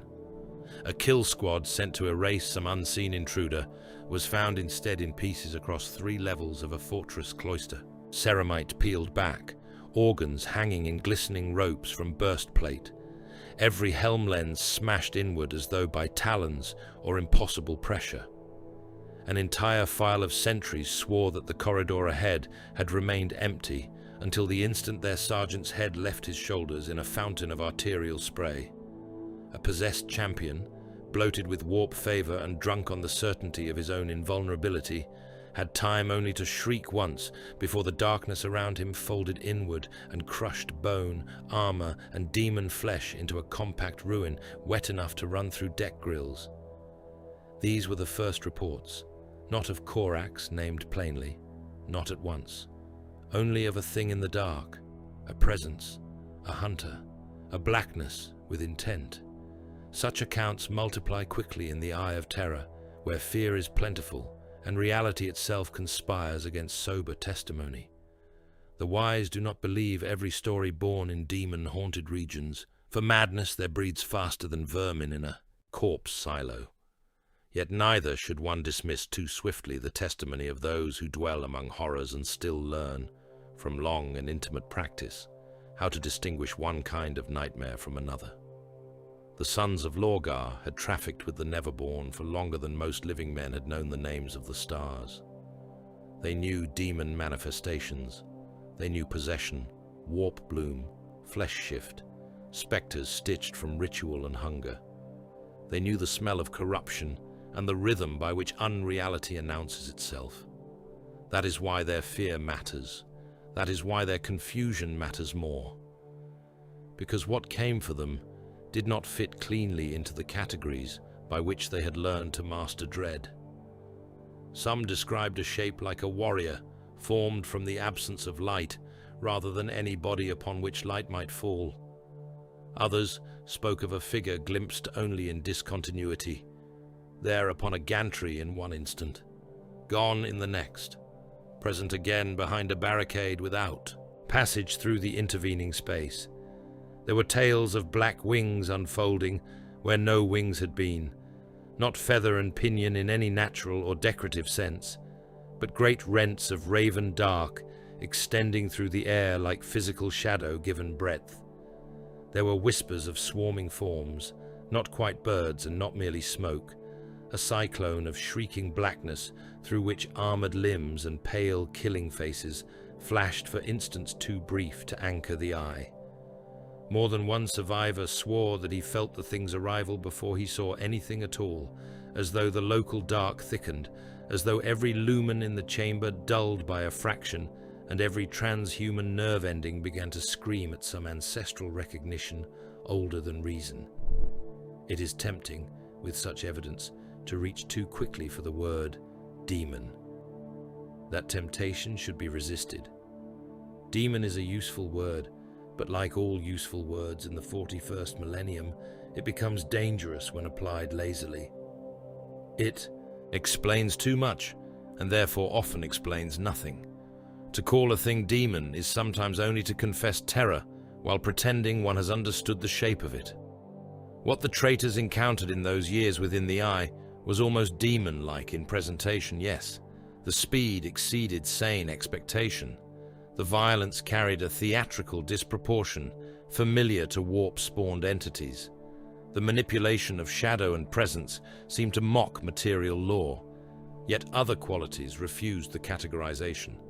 There was discipline in it, selectivity, intent sharpened by memory, no scent of worship, no trace of ecstatic surrender to the gods, no ritual boast of patronage, no hunger for indiscriminate carnage. This thing, whatever shape Corax had assumed or revealed, did not behave like the usual servants of the pantheon. It behaved like judgment, given locomotion. That is a more difficult horror. For the enemies who faced him, the shift was absolute. They were no longer confronting a conventional Primarch, conducting a campaign in the old style, with battle plans, rally points, visible command, and the legible grandeur that once surrounded the Emperor's sons in open war. Corax had ceased to resemble that mode of warfare. He did not arrive at the head of ordered formations to claim ground and break lines in clear sequence. He stalked, he selected, he materialized where protection should have been strongest and withdrew before retaliation could even become coherent. He cut out officers, chaplains, summoners, lawkeepers, apostolic voices, the minds and mouths through which the word-bearers shaped spiritual order from the chaos around them. He did not merely kill warriors. He collapsed meaning. He struck the sons of Colchis, where their certainty lived, and left the survivors to stare into the dark, unsure whether they had been hunted by loyalist vengeance, warp anomaly, or some punishment the gods themselves had neglected to name. So the fear deepened. In fortress, shrines and armoriums lit by sacrificial braziers. Word-bearers began speaking more softly. Patrols doubled and then tripled. Chants of warding were repeated with greater urgency. Possessed champions who had once walked the corridors with theatrical arrogance now kept closer to their retinues, as though numbers might matter against something that seemed to wear darkness, the way a legionary wears plate. Ritual circles were expanded. Scryers strained their minds through boiling empiric tides in search of a shape they could define. They found little, sometimes a moving absence, sometimes a winged pressure, sometimes only a sense that the shadow between one pillar and the next had watched them think, and found their thoughts contemptible. It was not simply that Corax killed, it was the manner in which his existence destabilized the confidence of those who believed themselves masters of the warp's vocabulary. That, perhaps, is the clearest sign that what he had become was not corruption, in the ordinary sense. Horrifying does not automatically mean corrupted. This is among the least welcome truths in all imperial thought, because it deprives the fearful of a simple moral arrangement. Men prefer their monsters to stand clearly outside the walls, branded by obvious allegiance and carrying the right symbols for sanctioned hatred. A horror aimed in the correct direction is more difficult to discuss. Corax, by every later indication, remained wholly and lethally opposed to the traitor cause. He did not preach blasphemy. He did not spread cult. He did not offer bargains. He hunted the servants of chaos with a focused, punitive consistency, too disciplined to be dismissed as random warp madness. Yet the form of that hunting, the shape of the hunter, was enough to trouble any neat division between loyal and damned. If a loyal son of the Emperor could move through the eye like a revenant of living shadow, then the old catechisms about purity and monstrosity began to look terribly small. This is where the possibility rises in its fullest and most unsettling form. Perhaps Corax had become the loyalist answer to a question the galaxy had scarcely dared to ask. What does Primarch essence look like when the skin of reality is peeled back? Not a Primarch corrupted into slavery, not one elevated through dark patronage, not a Gene Lord simply using unusual tactics within hostile territory. Something else, something closer to revelation through pressure. If the Emperor's sons were always more than flesh, if each embodied some principle sharpened into warlike personhood, then the Eye of Terror might strip away the masks imposed by common physics and reveal those principles with terrible clarity. For Magnus, perhaps sorcerous magnitude. For Mortarion, poisonous endurance and decay. For Lorgar, faith deformed into theological enormity. For Corax, what then? Shadow, punishment, concealment, sudden death. Fear wielded not as spectacle, but as efficient moral. Violence. The idea is not comfortable, but comfort has never been a reliable companion of truth in this age, and the word-bearers were the perfect witnesses for this very reason. No legion better understood how demonic horror usually behaved. No legion had catalogued more manifestations, argued finer points of warp taxonomy with greater arrogance, or built more of its strategic confidence upon the assumption that the supernatural could be named, courted, appeased, or directed. If common imperial soldiery had reported a black, winged executioner shredding traitors in the dark, their testimony might have been dismissed as battle panic wrapped in piety. But the sons of Lorgar were not ignorant. They knew what a demon prince looked like. They knew the stink of possession, the rhythm of summoning, the signature of warp entities entering battle space. Don't forget to like, comment, and subscribe. Support really helps. When such beings recoiled, when they began to speak of a hunter that did not fit, their unease carried weight. They knew horror well, enough to recognize when horror had arrived from outside the usual order of things. That realization did not come all at once. It dawned slowly, like blood soaking through bandages. A disappeared squad here. A dark apostle ripped apart there. A sanctum entered without breach alarm, its defenders torn open while the ritual wards remained technically intact. Survivors noticed patterns. The kills were too precise, the targets too meaningful. The intruder did not desecrate at random. He unstitched command and sacrament. He seemed to know whom to kill to leave the greatest psychic wound in the structure of a warband. This was not the appetite of the Neverborn. It was memory at work. Personal hatred. Intelligence sharpened by old intimacy. The hunters sent by Lorgar to track and destroy intruders in his domains began to understand that they themselves had become the quarry of something that knew them not as strangers, but as fallen kin. Then Nightmare acquired a name. Corax. One may imagine the coldness of that recognition spreading through the ranks of the 17th Legion.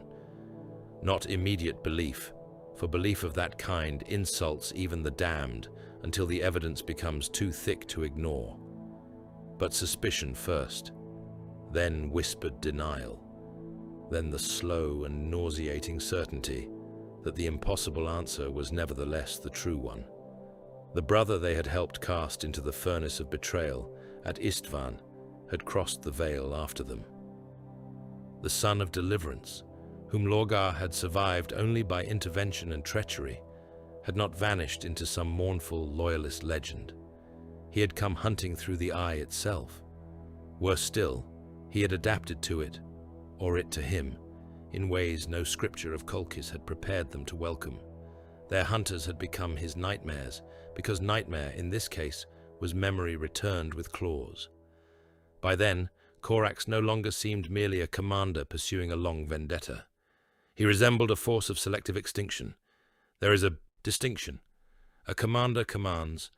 He arranges violence through structure, delegation, timing, and the visible transmission of intent across ranks and theaters. A force of selective extinction simply appears where a particular line of life must end. Corax, in the fearful witness of those he slaughtered, had become less an actor within campaign logic than a blade of living blackness turned specifically against the sons of Colchis. He did not waste himself on conquest. He did not seek to hold demon worlds or break the larger geometry of the eye. He cut out chosen organs from the body of Lorgar's spiritual empire and left the rest to bleed into panic. This was Raven Guard war, elevated into something almost metaphysical. Stealth and decapitation translated from battlefield discipline into a mode of existence. He had become what his legion always hinted at in lesser form, the unseen strike made inevitable. And yet, even now, caution remains necessary. To say that Corax became this thing is not to say that one can map the boundaries of the transformation with confidence. Too much remains fragmentary. Too much passed through terrified mouths and censored records, and the later reluctance of imperial historians to preserve any loyalist image too close to sanctioned heresy. But enough remains to form the dark outline. Enough to know that he was terrible beyond easy language. Enough to know that the traitors who met him in the eye did not speak of him as of a man merely surviving hostile terrain. Enough to know that his presence there posed a question the Imperium would later have every reason to bury. Why bury it? Because it was useful. A hidden, impossible avenger, hunting traitors in the dark beyond sight, serves many political fantasies. Because it was dangerous. A loyal Primarch, whose form in the warp resembled a judgment wreathed in living blackness, would trouble every neat sermon about purity.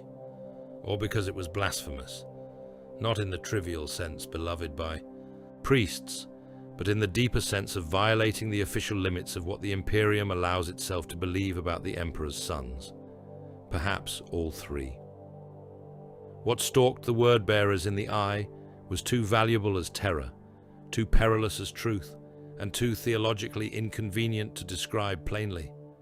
That may be why later history wrapped Corax in silence, why absence was preferred to honest description, why the Lord of Shadows drifted into memory as a vanished son rather than a black answer to the warp's most forbidden possibilities. For some truths are not hidden because they are false. They are hidden because they fit too well. At first, they blamed the dead. That was the most natural lie in those regions where reality sagged under the weight of old sin, and the veil between flesh and nightmare had been torn so many times that even stone seemed to remember screaming.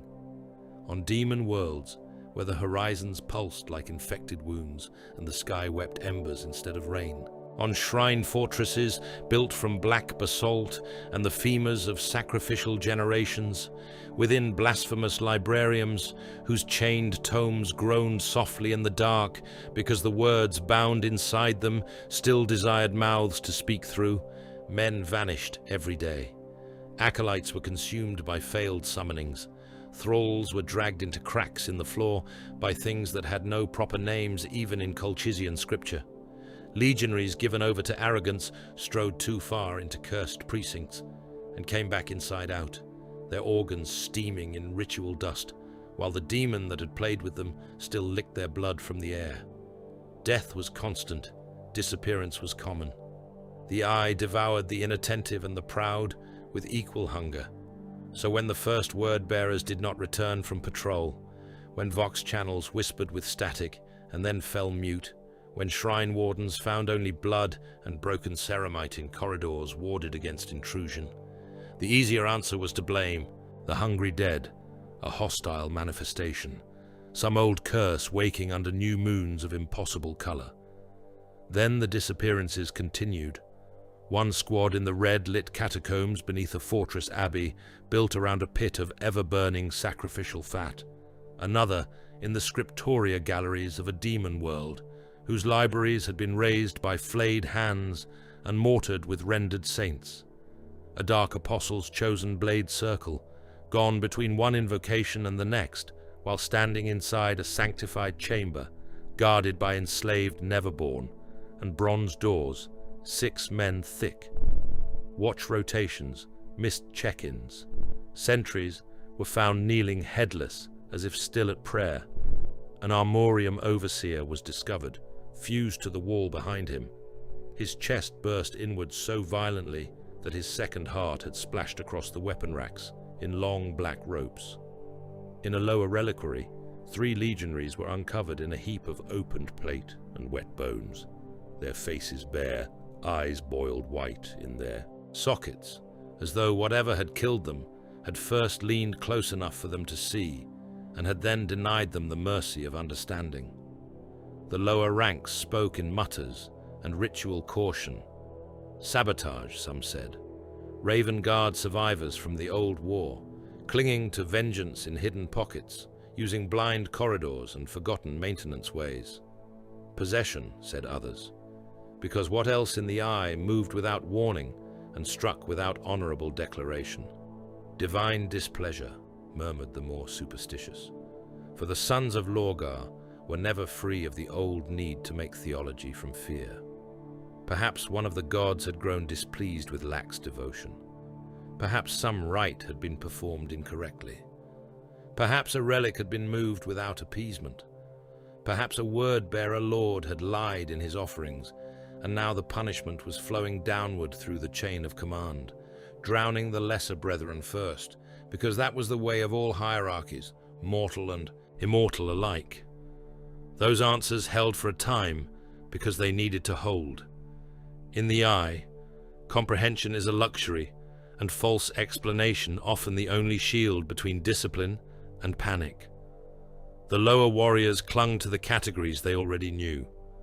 A sorcerer would solve possession. A dark apostle would interpret divine wrath. A security purge would root out saboteurs. A sacrifice would placate the offended. Whatever this was, it must belong to an order already charted in litany and blood, for if not, then something had entered their darkness from outside their mastery of it. The first sign that their explanations were failing came not from the deaths of the weak, but from the deaths of the mighty. Possessed warriors began to disappear, not the mewling thralls and cult soldiery who haunted the lower shrines, not the mortal attendants whose lives counted for less than the oil in a bolt gun's mechanism.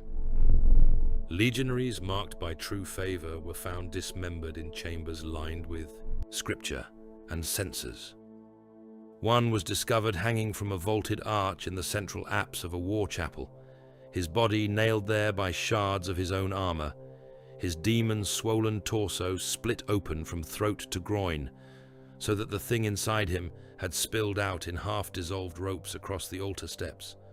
Another had left a trail of black blood through 3 cloisters before collapsing into final death, his helm gone, his jaw torn free, the expression frozen on the exposed remains of his face, not in rage, but in something much harder for the 17th Legion to look upon: fear.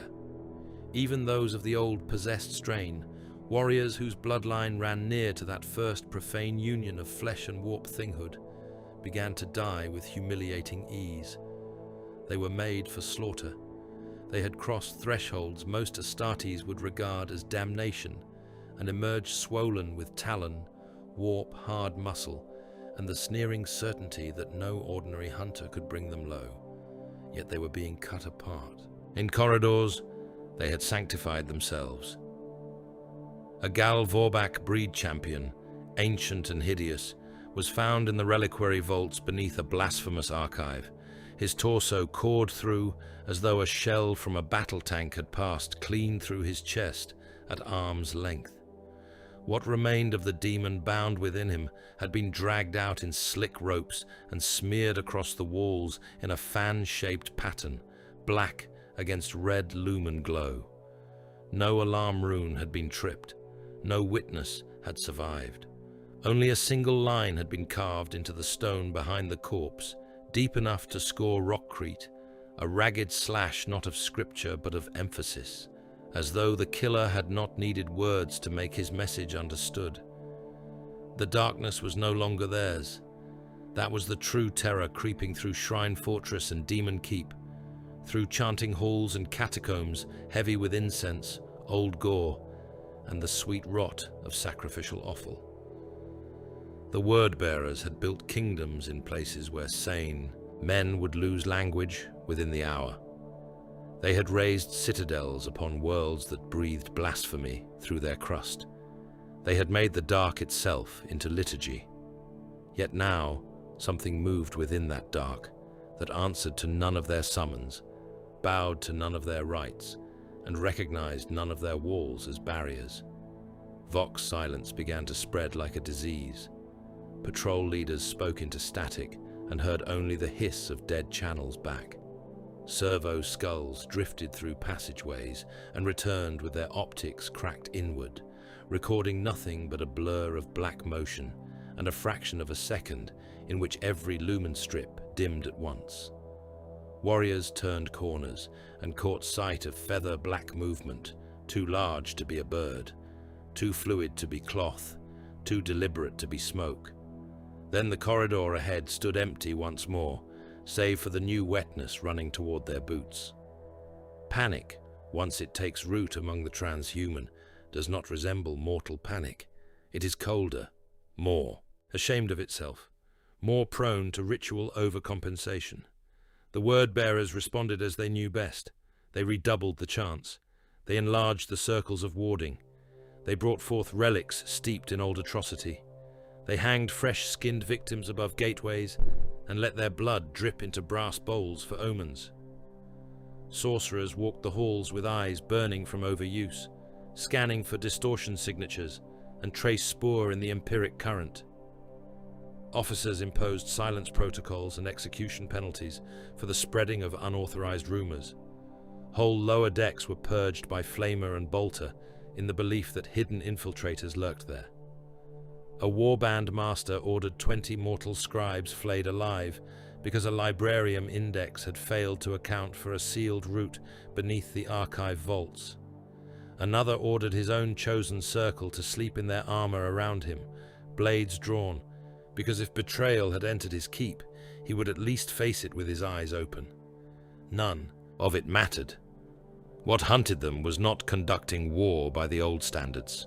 It was not seizing ground, reducing strong points, or announcing campaign objectives through destruction of strategic assets. It was tearing through hierarchy itself, cult leaders, shrine masters, dark apostles, sorcerous intermediaries, custodians of scripture, masters of the anointed. Corax, whether they dared name him or not, was cutting the tendons and eyes from the body of the 17th Legion wherever he found them. He entered catacombs not to clear them, but to remove the one priest whose memory held 3 generations of cult bindings. He infiltrated fortress basilicas, not to plant charges, but to butcher the commander, whose authority kept 5 warbands aligned under a common vow.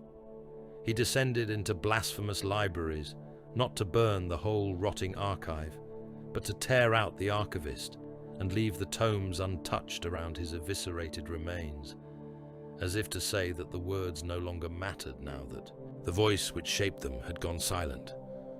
This was Raven Guard warfare stripped to its final bone. No honor, no banners, no trumpet blast or noble declaration, no relief columns, no formal siege lines, no codified challenge spoken across the battlefield between lords. It was anti-chaos war reduced to predatory extermination. The enemy did not deserve pageantry. The traitors did not deserve the old ceremonial dignity of legion against legion, line against line. What moved against them in those years within the eye fought with the purity of absolute hatred. It hunted weakness in command structure, scent in ritual pattern, dependency in cult hierarchy. It struck and withdrew with all the cold intelligence of a master assassin and all the mythic disproportion of something the warp itself had ceased to constrain in human terms. This is where Corax became legend, not because he was seen clearly, but because he was not. A warrior observed may be measured. A commander encountered on, the field may be named, studied, counted, even feared within the limits of military reason. But an executioner who exists mostly in aftermath acquires another kind of power. He lives in the imagination of his prey, and imagination is often more ruinous than fact. Word-bearers began to expect him everywhere, in the hush between liturgical verses, in the black mirrors used for augury, in the sudden dimming of lumen globes, in the draft that moved through sealed vaults, in the flick of impossible wings glimpsed in the upper reaches of a chapel dome. Even when nothing attacked, men tensed.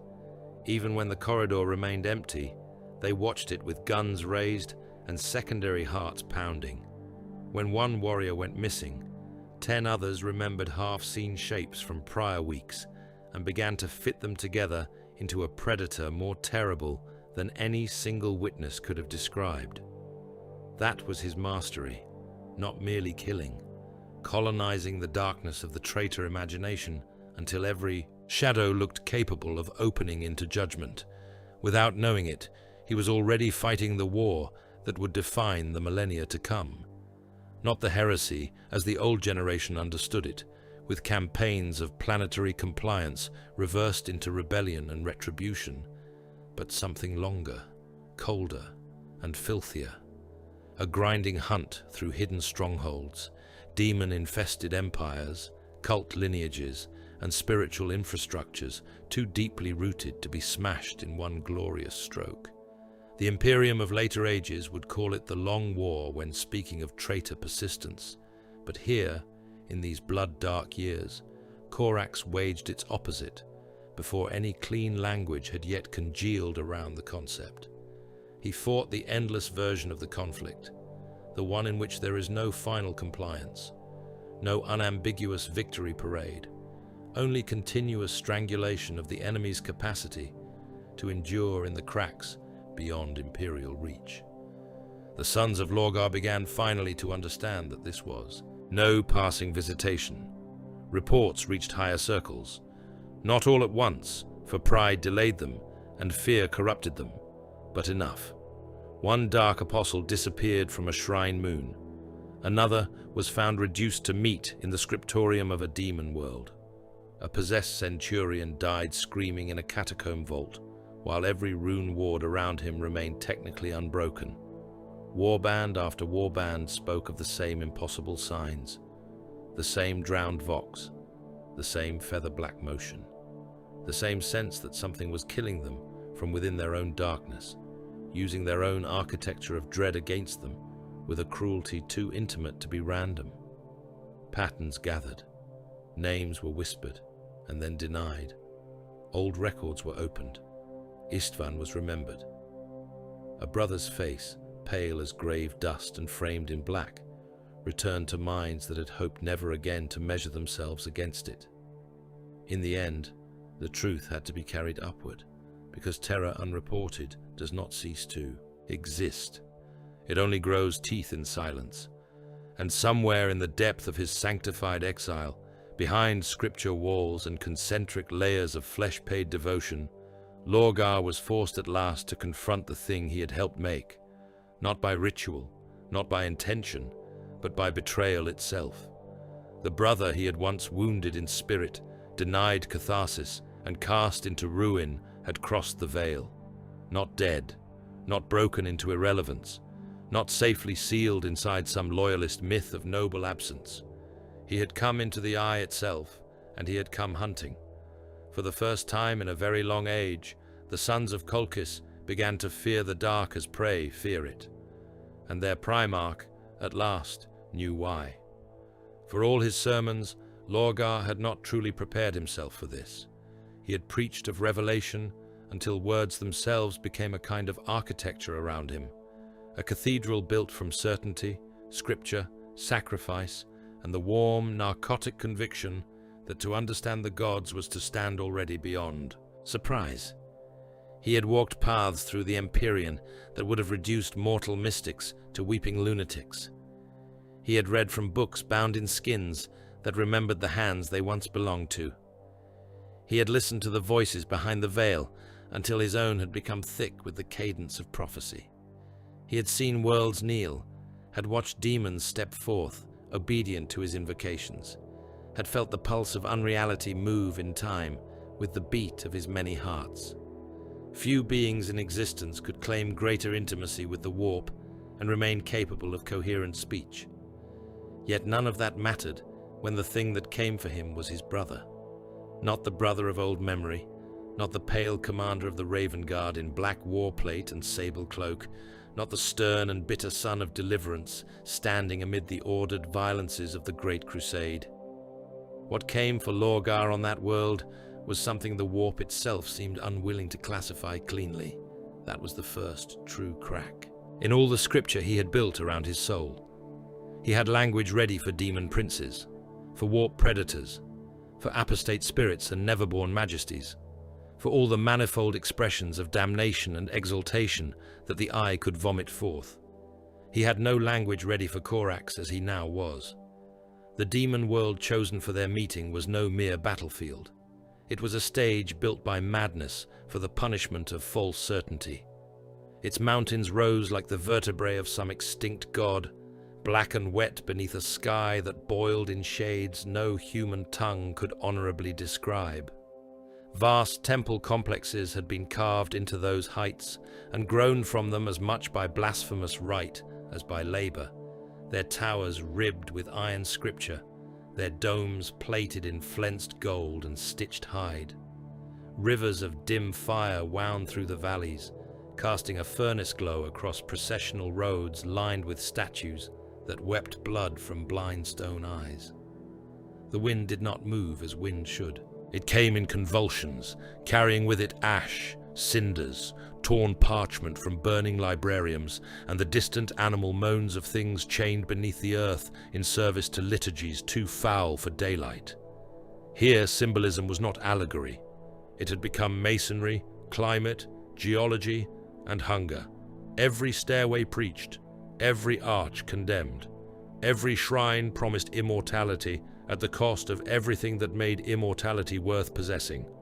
Lorgar had hidden himself well within this sanctified obscenity. Around him were concentric layers of devotion and murder. Dark apostles guarded the approachways, their crosy crackling with caged blasphemies. Possessed elites waited in alcoves of obsidian and brass, still as gargoyles until commanded otherwise. Chosen warriors patrolled cloisters, heavy with incense and old blood. Bound entities watched from warded circles cut into temple floors, their claws scraping runes that glowed sickly beneath the skin of reality. Corridors had been sanctified, against intrusion with scripture etched deep into the stone. Atriums blazed with censers fed by rendered fat. Every approach to the central sanctuary had been layered with visible power and invisible permission, as though enough ritual density might make even vengeance falter at the threshold. Then the outer temple went silent. Not all at once. That would have been easier, less obscene. The silence advanced in degrees, each hush more dreadful than the last. A watch station ceased reporting. A vox relay dissolved into static, and then into nothing. Somewhere in the lower basilicas, a scream rang out and cut short with such force that the end of it sounded wet. One of the processional braziers overturned without visible cause, and the flame licked upward in a sudden black column that left greasy residue on the vaulted ceiling. Word-bearers moved to reinforce one another, and found only opened bodies where their brothers had stood moments before. Bolter fire erupted in the eastern. Cloisters, chattering in tight, disciplined bursts, then faltered into isolated detonations, then into the awful absence that follows decisive slaughter. Warp weather gathered over the temple heights. The clouds above, already swollen and ulcerous, began to churn as though some greater pressure had entered the local firmament. Forks of dark lightning crawled laterally through the heavens instead of striking downward. Ash fell upward in brief gusts, rising from the steps and flagstones like reversed snowfall. The demon things bound beneath the sanctuary floor began to keen and strain against their sigils, not in anger, but in something closer to alarm.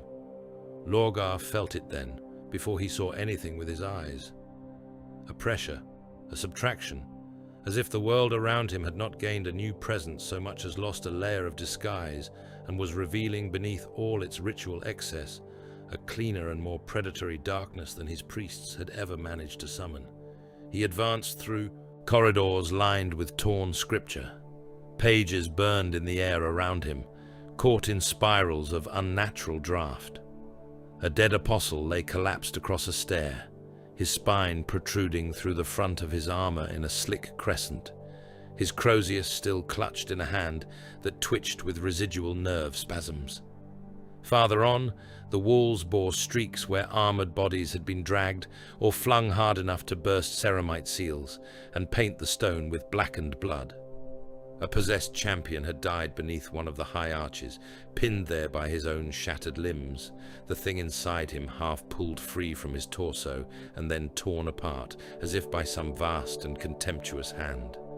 Everywhere the signs pointed inward, not to an army, not to a breach, to a single will moving through the sacred machinery of Lorgar's sanctuary, like a blade inserted expertly between the ribs.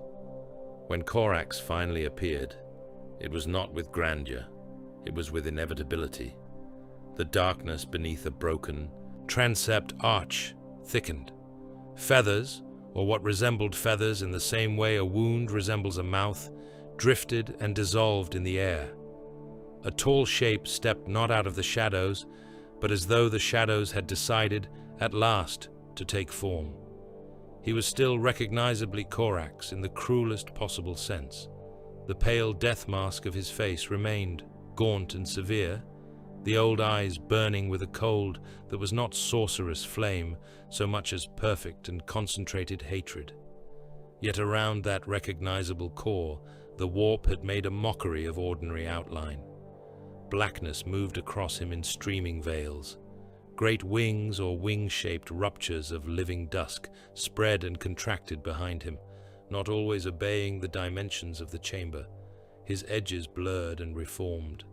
At moments, he seemed to stand wholly there, armored, armed, real. At others, he flickered into a murder of raven shadow, a cyclone of hooked silhouettes and killing intent that no sane anatomy could contain. Lorgar beheld him, and understood, in one unguarded instant, that all his categories had failed him. This was no demon prince, no spawn swollen by patronage, no beast of the pantheon, no penitent shade of a loyal son. Corax stood before him as an avenging shape the warp itself could not neatly assimilate into its usual hierarchies. He looked like judgment from outside the god's own grammar. That, more than his strength, more than the black motion coiling around him, struck terror into the heart of the prophet. For if the eye could reveal such a thing without corrupting its allegiance, then much of what Lorgar had told himself about truth, destiny, and the exclusive claims of chaos upon metamorphosis began to rot where it stood. When they spoke, the contrast between them was perfect and damning. Lorgar spoke as he always had, in cadences weighted by doctrine, in the grand language of meaning, inevitability, revelation, and cosmic design. Even under pressure, he could not cease to theologize. He named the warp as witness. He named brotherhood and betrayal in terms of fate. He reached for Scripture, because Scripture had always been his refuge, the instrument by which he interpreted the unbearable and arranged it into something he could kneel before without shame. His words were ornate even then, edged with anger and fear but still clothed in sermon.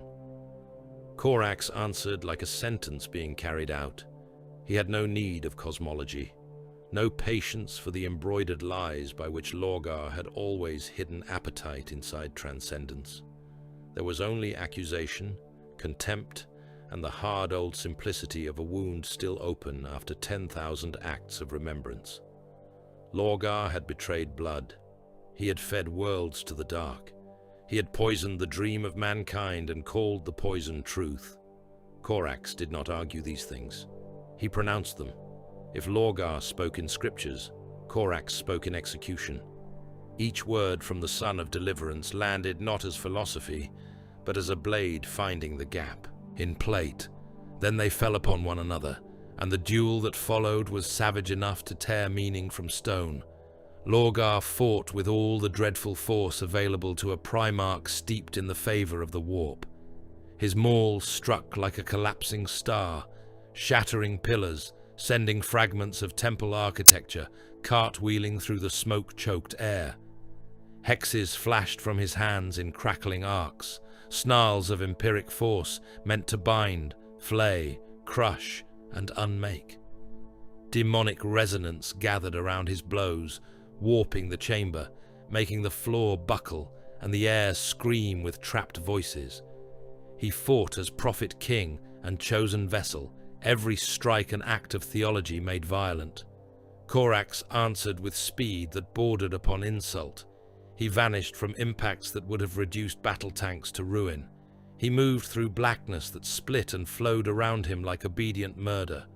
Claws and blades tore through the halo of corrupt force about Lorgar and opened the word-bearer Primarch's armor in long, savage furrows. Winged shadows slammed into the sanctum columns and sent them down in avalanches of burning scripture. Every time Lorgar tried to seize the rhythm of the fight, Corax broke it. Every time he attempted to force the contest into one of strength, incantation, or symbolic dominance, Corax dragged it back into the pure intimacy of punishment. This was not merely a duel of bodies. It was a contest between rival truths. One brother had made of the warp a religion. The other had become, within the warp, a form of relentless negation. The balance of fear inverted before the altar. That mattered more than the wounds themselves. Across the long corruption of the post-heresy age, the image of the demon Primarch had become synonymous with excess power, with loyalist dread, with the idea that those who gave themselves to the gods must eventually eclipse their uncorrupted kin in sheer impossible magnitude. Here that old order split apart. Lorgar, chosen son of chaos, prophet and architect of damnation, found himself driven back by a loyalist shape of wrath, too alien to comfort and too disciplined to dismiss. Corax dominated not because he was louder, grander, or more extravagantly empowered, but because he fit the darkness of that place more naturally than its own clergy. He was what the sanctuary had been designed to exclude, and could not comprehend once it had entered. Lorgar recoiled. There is no gentler word that remains true. He fought still, but the moment came when battle ceased to be assertion and became survival. He began to yield ground, to fall back through the collapsing sanctum, through air thick with fire ash and black feathers and the reek of burst organs. He called upon protections deeper than those of ordinary war. Portals split the space behind him, their edges crawling with chained light and screaming faces. The temple itself seemed to lurch in his favor, stone bending under warp obedience, but even so, the retreat carried its own verdict. This was not tactical repositioning by a commander in calm control of sequence. It was proof. Proof that even a chosen son of the gods could still be made to fear a brother he had once helped cast into ruin. Corax pursued to the edge of the breach and no farther. There he stood amid the wreck of sanctified architecture, his blackness streaming in the warp wind, his pale face hard as a tomb carving come alive. Lorgar half vanished within the portal's malign light, wounded, furious, and for once stripped of every rhetorical comfort. It was then that Corax spoke the promise which would echo through the dark places of the 17th Legion, like a curse older than Colchis. He would continue the hunt. There would be no forgetting, no sanctuary, no scripture dense enough to obscure guilt, no demon world far enough from imperial light to place Lorgar beyond reach. The vow was bleak because it offered no redemption, pure because it asked for nothing in return. It was not boast, not prophecy, not oath for the benefit of listeners. It was simple continuation. Then the portal sealed. The light narrowed, shrieked, and was gone, taking Lorgar with it into whatever hidden bastion of retreat and humiliation he could still command. Silence fell in ragged stages across the ruined sanctum. Burning pages drifted down. A severed chain swung over the altar pit. The bound things beneath the floor had gone still, cowed into a hush more eloquent than their howling had been.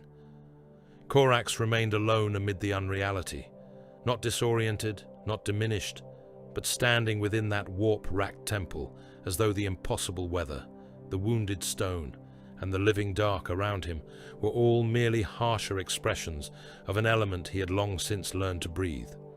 The brother who fled had preached that the eye remade all who entered it. Perhaps he had been right. For Corax, alone before the dead altar and the sealed gate, no longer looked like a trespasser in hell.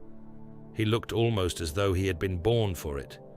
There are 3 roads by which men have tried to explain what became of Corax in the warp, and each road reveals as much about the fear of the speaker as it does about the truth being sought.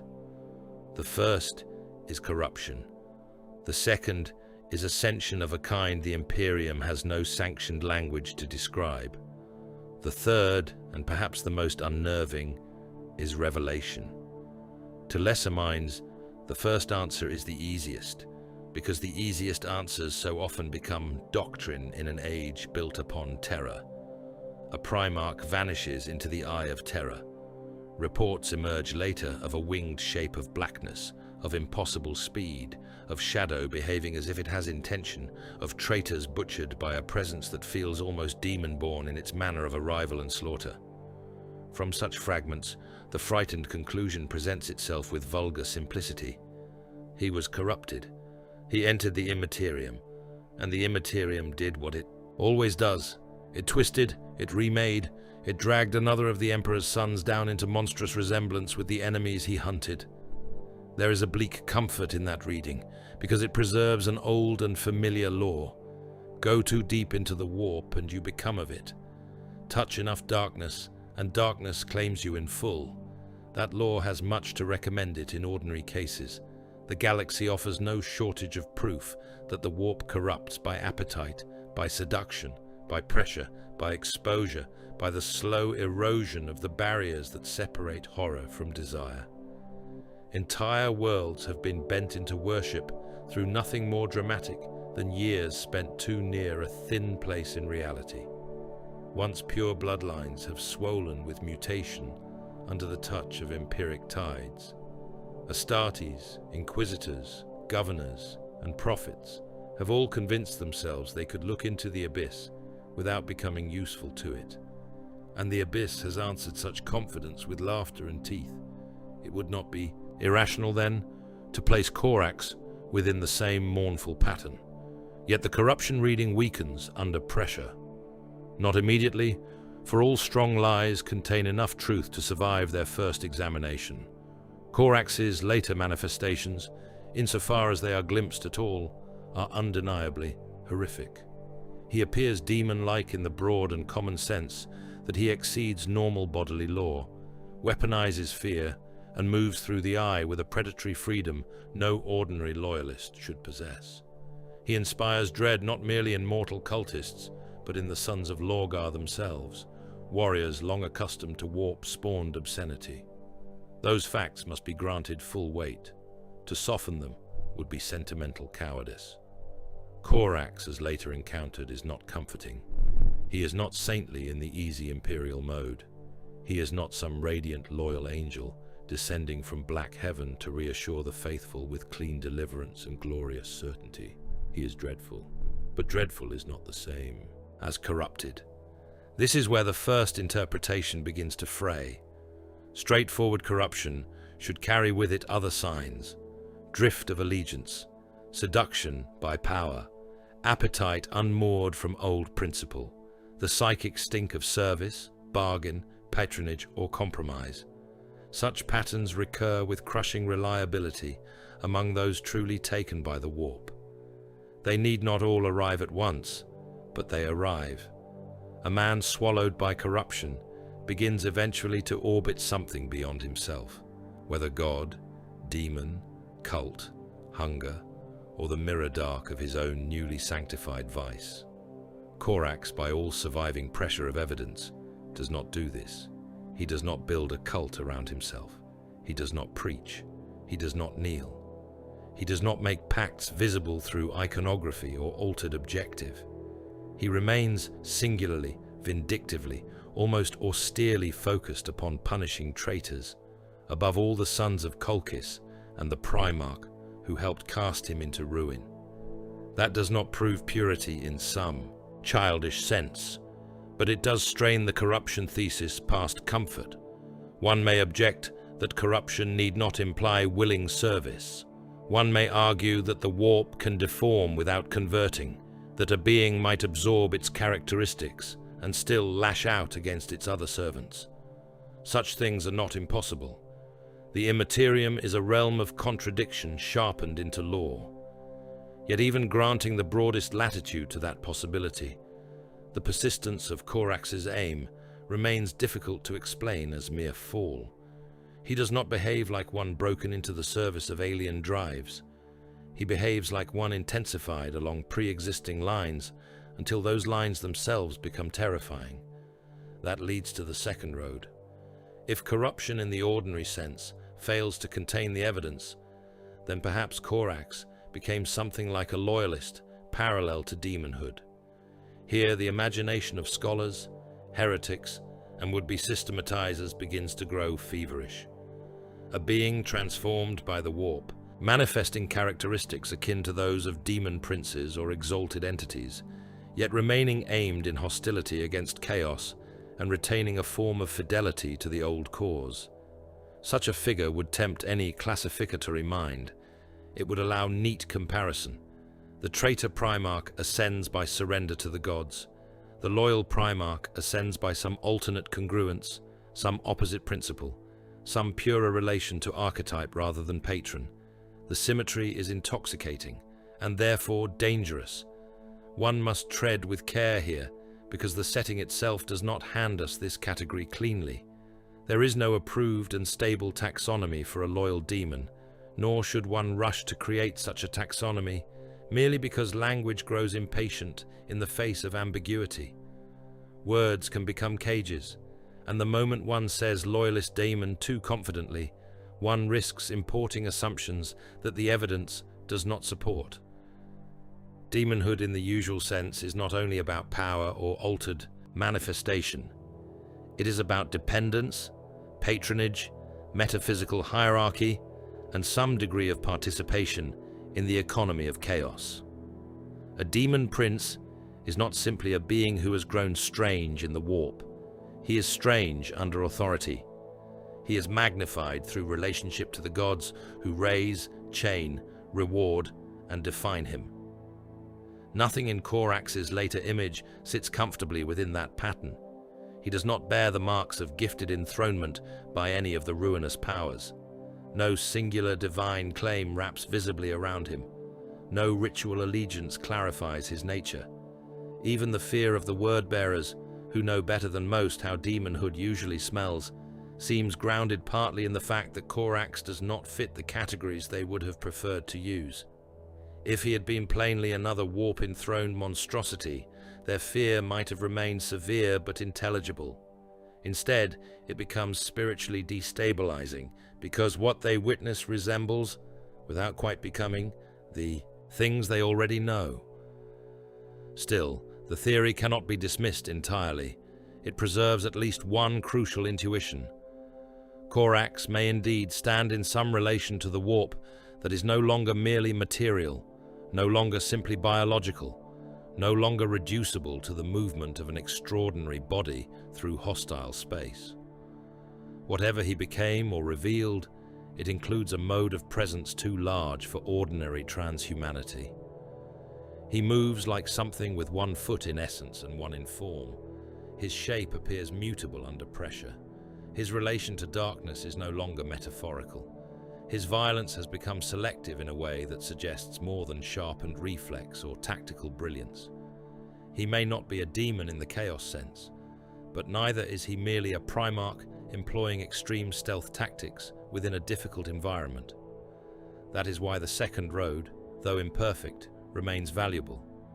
It reminds us that Corax's state likely exceeds the limits of flesh, without requiring surrender to the ruinous gods. Yet because the language of demonhood carries so much false freight, one must not let the comparison harden into false certainty. Better to say that he occupies nearby ground in the imagination, troubling the boundary, mocking the available categories, than to declare him a symmetrical opposite to the Demon Prince, and thus pretend the matter solved.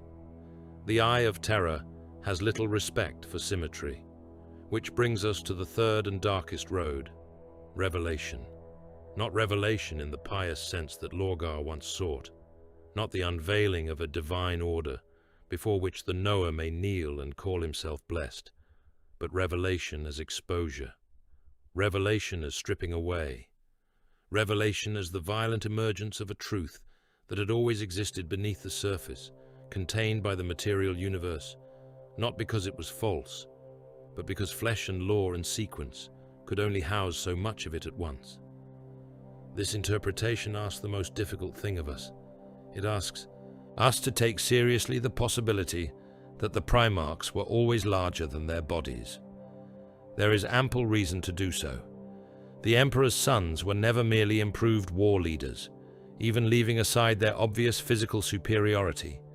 Too much in their existence presses outward beyond material explanation. Their charisma has always exceeded the sum of hormones, posture, and reputation. Their presence on the field alters morale, causality, and the emotional weather of armies in ways that feel almost liturgical. Their flaws, too, operate on enlarged symbolic tracks. Pride in a Primarch becomes doctrine. Anger becomes civil war. Shame becomes a centuries-long silence. When such beings move, reality around them often seems to take on the shape of their inner law. This has been true long before any formal descent into the warp. The notion that they were part metaphysical from the beginning, clothed in engineered flesh, but never wholly bounded by it, is not mystical excess. It is one of the few hypotheses broad enough to meet the scale of the evidence. If that is granted, then the Eye of Terror becomes not merely a place of corruption, but a furnace of disclosure. Within the Materium, even the Primarchs are held within certain limits. They must move through space in sequence. They must strike through bodies. They must inhabit causality tightly enough that those around them can understand the manner of their greatness, even while failing to equal it. In the Eye, those restraints begin to peel away. Symbol acquires substance. Essential nature leaks into manifestation. A being shaped around a central principle may come to resemble that principle more directly than the physical universe normally permits. For Magnus, perhaps intellect and sorcery become overwhelming structural facts. For Mortarion, poison, endurance, and attritional defilement swell into governing atmosphere. For Angron, rage itself becomes habitat. In Corax's case, what principle waited inside? Shadow, stealth, punishment, retribution carried out from the blind angle. A long-cultivated intimacy with fear, not as indulgence, but as weapon against the cruel. If one imagines such a Primarch entering the warp and being no longer bound by ordinary physical law, much of what later terrifies the word-bearers begins to seem less like alteration and more like disclosure. His affinity for concealment becomes something greater than concealment, almost ontological. He is not merely hidden, he inhabits hiddenness. His mastery of fear becomes presence before appearance, dread felt in the body before the eye finds any target. His old Raven Guard decapitation warfare swells into something nearly metaphysical, the selective erasure of key figures from the enemy's spiritual architecture. Even his identity as a creature of moral darkness, rather than shining sainthood, becomes newly legible. The Son of Deliverance was never radiant in the imperial sense. He was always dusk-edged, severe, punitive, suspicious of spectacle, wedded to methods most comfortable in shadow. The eye may simply have removed the filters that once made such traits seem merely tactical. This reading also carries an irony exquisite enough to wound. Lorgar spent his existence chasing revelation through chaos. He wanted truths grand enough to justify devotion, cosmic enough to excuse betrayal, total enough to make kneeling feel like enlightenment rather than appetite disguised. He sought the hidden architecture of the universe in gods, rites, and demonic disclosure. Yet when Corax confronted him in the warp, what may have stood before him was a truth about the Emperor's sons that he had never wanted to witness. Not that the gods could elevate, for that he already believed, but that Primarch nature itself might contain depths and monstrous congruences the gods did not own.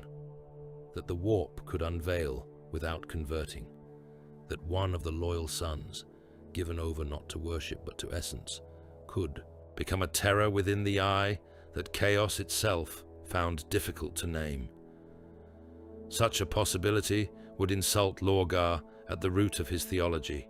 It would imply that he had fled to the gods in search of transcendence, while one of the brothers he had betrayed found, through suffering and pitiless congruence, another road to enormity. Not a brighter road, not a cleaner one, but one independent enough to mock the monopoly chaos claims over transformation. It would mean that the prophet of the dark had mistaken access for ownership. He had seen the warp and assumed all revelation there must ultimately point back to the powers he served. Corax, if the revelation thesis holds, stands as contradiction in motion. Yet this road, strongest though it may be, offers no comfort. To say Corax was revealed rather than corrupted is not to say he became safe, noble in the childish sense, or suitable for canonization upon chapel walls. Revelation can be monstrous. Indeed, the most monstrous revelations are often those that remain aligned with their original purpose. A beast that turns traitor can be denounced and contained within doctrine. A loyal horror is harder.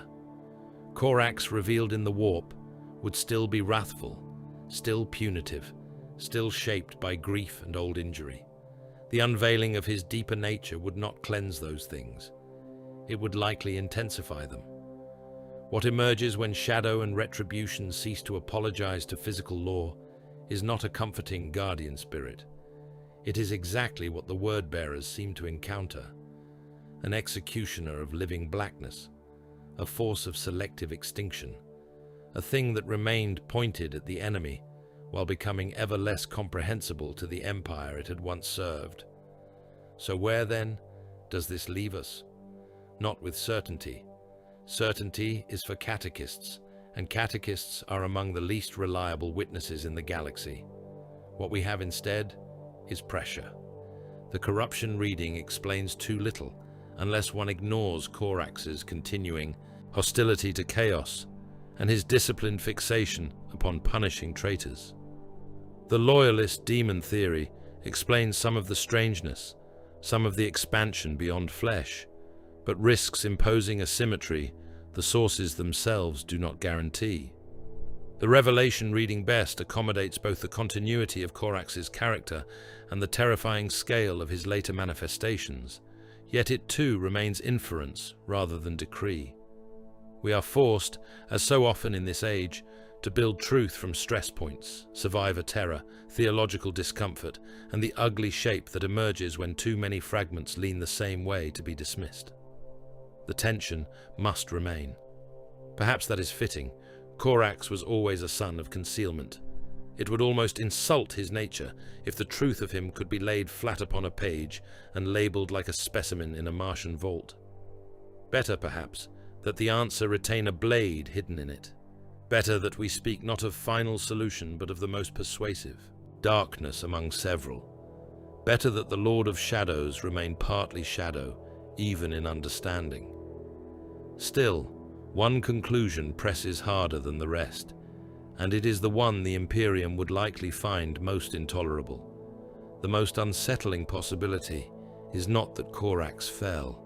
It is that he remained loyal while becoming something the Imperium itself would scarcely know how to behold without fear. The Imperium does not preserve truth, it preserves function. That distinction is the iron key to understanding why so much of what surrounds Corax survives only as fragment, whisper, and the uneasy pressure of half-denied memory. The empire that emerged from the Heresy was not a civilization built to cherish complexity. It was a wounded colossus learning, in the wake of betrayal vast enough to split the species, that unstable truth could be more dangerous than ignorance if allowed to circulate without chains. It became an empire of sanctioned forgetting, of selective illumination, of memory beaten with hammers until it fit the niches prepared for it by priest, scribe, and lord. The Great Crusade had once spoken in the language of reason, progress, secular destiny, and mankind's conquest of the stars. That language died hard, but it died. In its place rose another tongue, thick with sanctity, caution, shrines, reliquaries, doctrinal certainties, and the steady bureaucratic instinct to file every dangerous irregularity under categories that made governance easier. Truth, in such a system, is not loved. It is sorted, blunted, redacted, and when necessary, buried beneath iconography so heavy that no living hand can dig it back out without first risking accusation. Corax was exactly the kind of truth such a civilization could not comfortably survive in the open. Ask the question plainly, and the answer arrives with ugly speed. Would the Imperium ever willingly preserve, in honest and stable form, the image of a loyal Primarch who moves through the warp like a demon, shaped from judgment, who kills not like a bannered hero but like a curse entering a sealed room, who appears to the enemies of mankind as living shadow, fragmenting darkness, feather-black wrath, and selective extinction? Would it set such a being in stained glass? Would it preach him to children in chapel crypts? Would it hold him up in the sermons of shrine worlds as the clean reward of loyalty? No, not honestly, not without mutilating the image until almost everything that mattered had been stripped away. That is because the Imperium needs its saints to be legible. A saint may be stern, he may be blood-soaked, he may be a martyr nailed into memory with enough iron to satisfy even the cruelest confessor. But he must also be safe in the theological sense.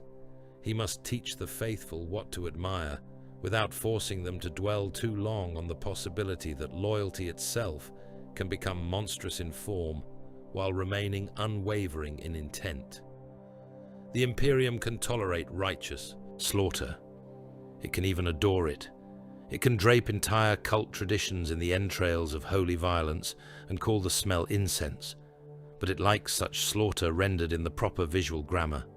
A sword raised under the Emperor's light, a noble brow turned toward the foe, armor bright with sanctified heraldry, a sacrifice framed in recognizable virtue. Corax after the eye, insofar as he can be inferred at all, does not offer that grammar. He offers something more difficult. A loyal son who resembles the nightmares of heretics, a Primarch whose methods after the Heresy seem to blur the border between avenger and apparition, an imperial truth too close in outline to the forbidden images with which the ecclesiarchy instructs the weak to fear the dark. So the machinery of myth would have done what it always does. The ecclesiarchy, had it inherited such knowledge in any complete form, would have simplified or suppressed it until only doctrinally useful fragments remained.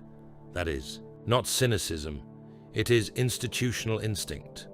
The priesthood of the later Imperium does not preserve ambiguity unless ambiguity can itself be ritualized into obedience. A loyal Primarch who vanished seeking vengeance is useful. A Lord of Shadows who entered the eye and became, or was revealed as, something the faithful might mistake for warp-born horror is not useful in the same way. It troubles the catechism. It invites the wrong questions. It suggests that the Emperor's sons may possess dimensions beyond the approved saintly script. It implies that sanctity and terror are not cleanly separable. Better then to say he departed. Better to say he hunts still in some distant and symbolic sense. Better to preserve the absence and veil that transformed possibility. The administratum would behave no better, only differently. Where the priest seeks doctrinal safety, the scribe seeks procedural stability. Archives survive by categorization, and categories are enemies of the exceptional. Corax, made fully strange in the warp, would create intolerable filing pressures within the minds of those whose job is to ensure that the Empire's memory remains actionable. How should such a figure be recorded? As an active loyalist strategic asset, as a missing Primarch, as an anomalous warp entity hostile to traitor forces, yet not recognizably within any standard theater logic, as a matter for the Inquisition, as apocrypha, as restricted archive material for certain chapter masters only, The safer path, in bureaucratic terms, is always simplification through distance. The living problem becomes a historical absence. The unresolved phenomenon becomes a revered disappearance. One can stamp and shelve absence. Transformation has a way of returning forms unsigned. And then there is chapter culture, that narrower but often more enduring vessel of truth and distortion alike. Among the sons of Corax, the matter would have been different. Not simple, never simple, but different. The Raven Guard were never a people of noisy preservation. They did not build their identity around endless public recitation of every intimate truth. Their inheritance was already shaped by concealment, by oaths spoken in low voices, by deeds whose greatest success lay precisely in not being widely seen. A father such as Corax would not be remembered among them in the broad and brightly painted fashion preferred by more ceremonious bloodlines. They would keep fragments, a phrase here, a vigil there, a chamber sealed for reasons no serf could fully explain, oaths binding the worthy to silence rather than proclamation, commemorations held in shadowed shrines where the emphasis lay less upon retelling than upon carrying. In such a culture, the truth of Corax might survive not in formal statement, but in inherited unease, in the sense that the Lord of the 19th was absent in a manner more charged than death, and that some matters attached to his departure were to be honored by not being vulgarized into common speech. This is how dangerous truths often live longest in the Imperium, not in the public record, but in ritual. A whisper from master to successor. A line omitted deliberately from a campaign catechism. A memorial observance whose outward explanation is harmless, but whose inward meaning cuts far deeper. One can imagine the Raven Guard preserving the memory of their Primarch, not as an easy saint, but as a wound and promise both. Not dead, not comfortably alive, not gone in the manner of ordinary loss, simply beyond. The Sons of Deliverance would have little need to reduce him to stained glass if they still felt him, in some ancestral and terrible sense, as a presence better approached through silence than narration. Theirs would be the memory of a father too changed for easy liturgy and therefore more likely to endure in oath than in proclamation. For the wider Imperium, however, absence would always be easier than transformation. That is the heart of it. Later generations can kneel before absence. They can build cult around it. They can let it ache. A vanished Primarch invites longing, speculation, the pious fantasy of return, and all the useful emotional architecture that Empire loves. A transformed Primarch invites uncertainty.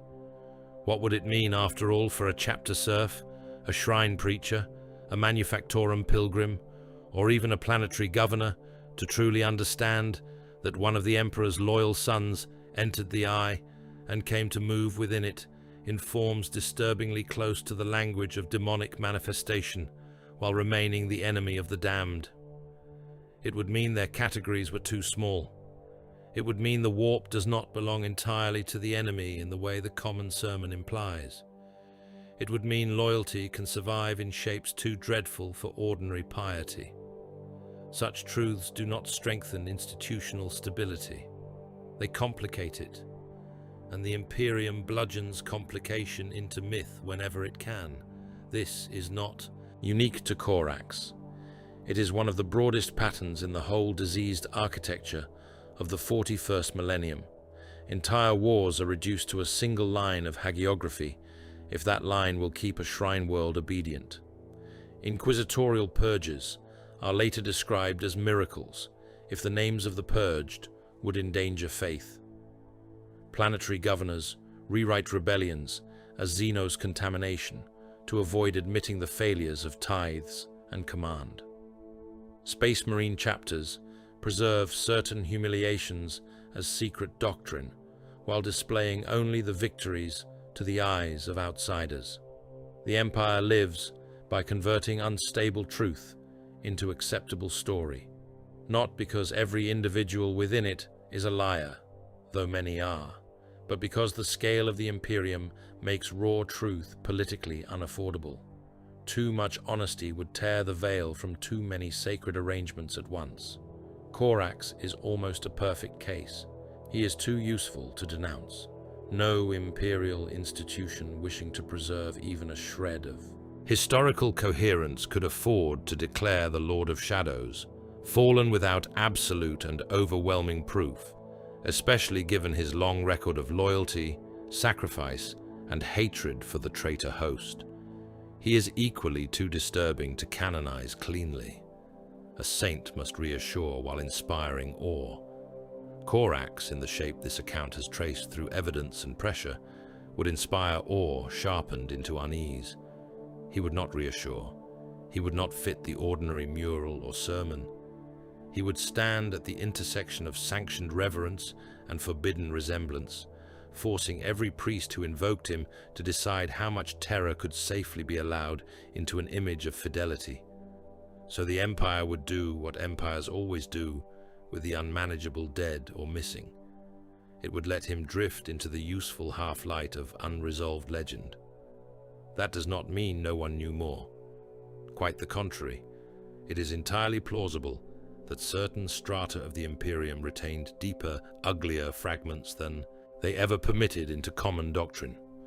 The Inquisition, or parts of it, would have every reason to collect such testimony and lock it beneath sigils and murder seals. Some among the High Lord's archival servants may have seen reports so strange they were copied only once before being buried in null vaults. Raven Guard successors almost certainly carried darker oral residue than any outsider was allowed to hear. Even within the ecclesiarchy, now and then, there must have been minds sharp enough to notice how much strain lay beneath the official absence. But knowledge in the Imperium does not always move toward illumination. Often, it moves toward compartmentalization. A truth is known here and denied there, ritualized in one chamber, redacted in the next, spoken in code by a handful of guardians, and dismissed as apocrypha by all others. Thus, the Empire keeps its own conscience in pieces, each fragment too small to indict the whole. That is why Corax reaches us as unresolved legend, rather than mapped certainty. Not because the setting lacks interest in him, not because his fate is unimportant, but because his very form of afterlife within history mirrors the mechanisms that shape all imperial remembrance. There is literal lore, yes, campaign fragments, codex shadows, testimonies, confrontations, implications thick enough to stain the air around them. And then there is metalore, the larger pattern by which certain figures are preserved, precisely through strategic incompletion. Corax exists at the seam between those two realms. Within the universe, institutions would soften or suppress him because the truth is too awkward.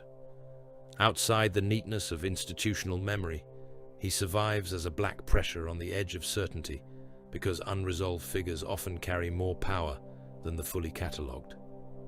The Lord of Shadows is stronger as a half-seen return, a whispered terror among the word-bearers, a name that still implies movement in the dark than he would be as a simple entry in a triumphal register.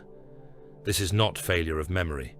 It is fidelity to theme, a Primarch shaped by concealment, broken by betrayal, transformed or revealed in the eye, and then inherited by an empire that cannot bear to look directly at what loyalty may become under sufficient pressure.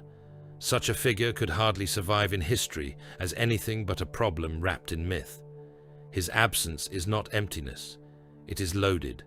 His silence is not void, it is institutional strategy and ancestral instinct working in concert.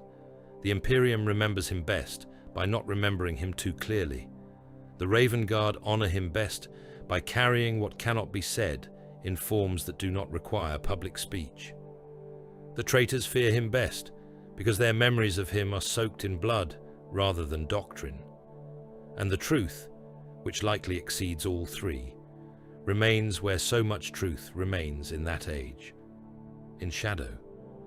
So perhaps it is grimly fitting that Corax survives in imperial memory, exactly as he fought in life and perhaps beyond life, never wholly present, never cleanly absent, half seen at the edge of vision, misremembered by the masses, guarded by the few, and all the more lethal for the spaces left around him.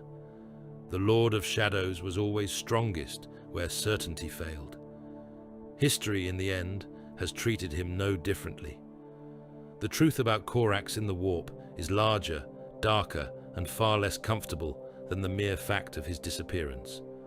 Too many lesser tellings begin and end with the same thin gesture. He went into the eye. He hunted traitors. He changed. Such summaries are not lies, but they are the sort of partial truths by which the Imperium starves itself into safety. They describe movement without meaning. They record aftermath without naming the force that shaped it. They imagine the warp as a location into which Corax passed, suffered alteration, and emerged as something strange, as though the essential drama were only geographical. It was never only that. The deepest truth is not that Corax entered the Immaterium, but that the Immaterium answered him according to what he already was. It took the unfinished violence, the unresolved shame, the old moral severity, the prison-born hatred of tyrants, the grief of Istvan, the shame of the gene chambers, the black patience of Ravengard War, and it rendered all of those things into their most concentrated and inescapable form. It did not write a new being over the old one. It stripped the old one down until nothing remained except the purest expression of a soul that had never again been permitted the mercy of simplicity. That is why the heresy never truly ended for Corax. It did not end on terror when the War Master fell and the Emperor was enthroned in agony. It did not end in the years of scouring when the traitor hosts were pursued into the dark and the loyal remnants tried to pretend that punishment might stand in for restoration. It did not end when the legions were broken and reorganized into smaller brotherhoods better fitted to the shrinking vision of a wounded Imperium. Those things were endings in the bureaucratic sense, in the military sense, in the liturgical sense, by which empires declare one age closed, so they may survive the opening of the next. But for Corax, the war had become too intimate to obey public chronology. The heresy had entered him. It had taken up residence in memory, conscience, and identity. So long as Lorgar lived, so long as the sons of Colchis still chanted to the dark, so long as the traitor kingdoms festered beyond the reach of easy imperial vengeance, there could be no conclusion. There could only be continuation. What history calls aftermath, Corax lived as a private campaign of retribution without ceasefire. That alone would have made him fearsome. The warp made him worse. Or perhaps better, if one chooses that colder and more honest word not in praise, but in precision. Better aligned. Better revealed. Better suited to the dark work toward which he had already been bending since Lycaeus. This is the part so many institutions cannot bear to say plainly. Corax became more terrifying precisely because he never embraced chaos. Had he fallen in the ordinary sense, the matter would be easier. He could be condemned, categorized, filed beside the damned, and used as one more cautionary image in the long litany of imperial fear. But he did not go to the gods. He did not take up the demon's bargain. He did not seek enthronement in the logic of the pantheon. Instead, he remained aimed at the enemy with such purity of purpose that the shape of that purpose itself became monstrous. He is dreadful, not because he betrayed his loyalty, but because loyalty in this age is fully capable of producing dreadful things when forced to survive under sufficient pressure. That is among the clearest truths his story offers. Loyalty in the 41st millennium does not preserve innocence. It does not guarantee beauty. It does not even guarantee recognizable humanity. Those are comforts for chapel frescoes and weak sermons, not for the real history of the age. Men remain faithful and are eaten alive by the cost of that faith. Worlds hold true and are rewarded with extermination to deny the enemy a strategic prize.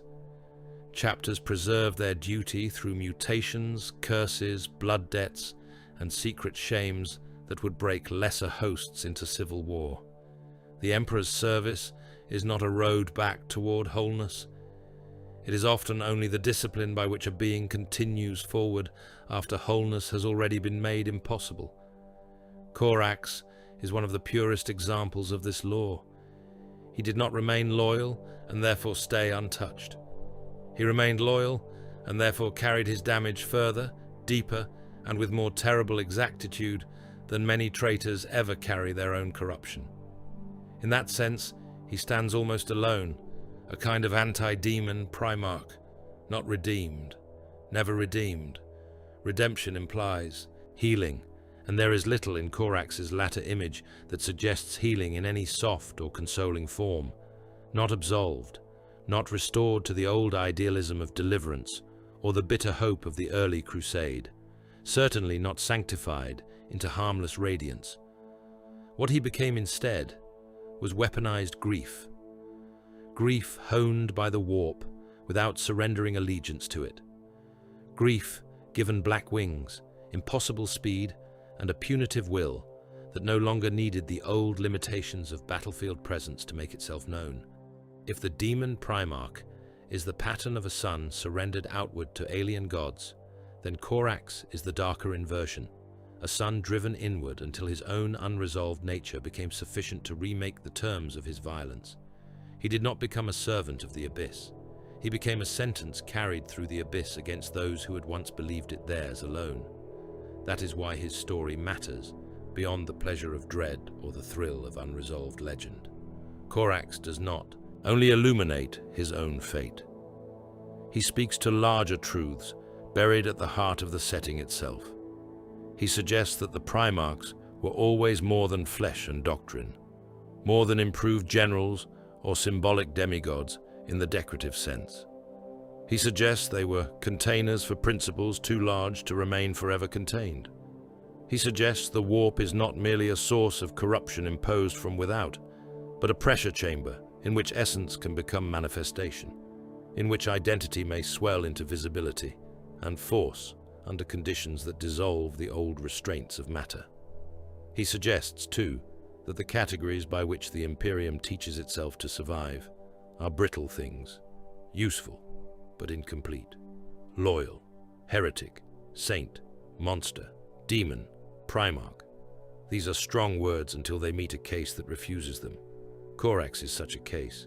He does not abolish the categories, but he makes them tremble. And that trembling is likely why he remains unresolved.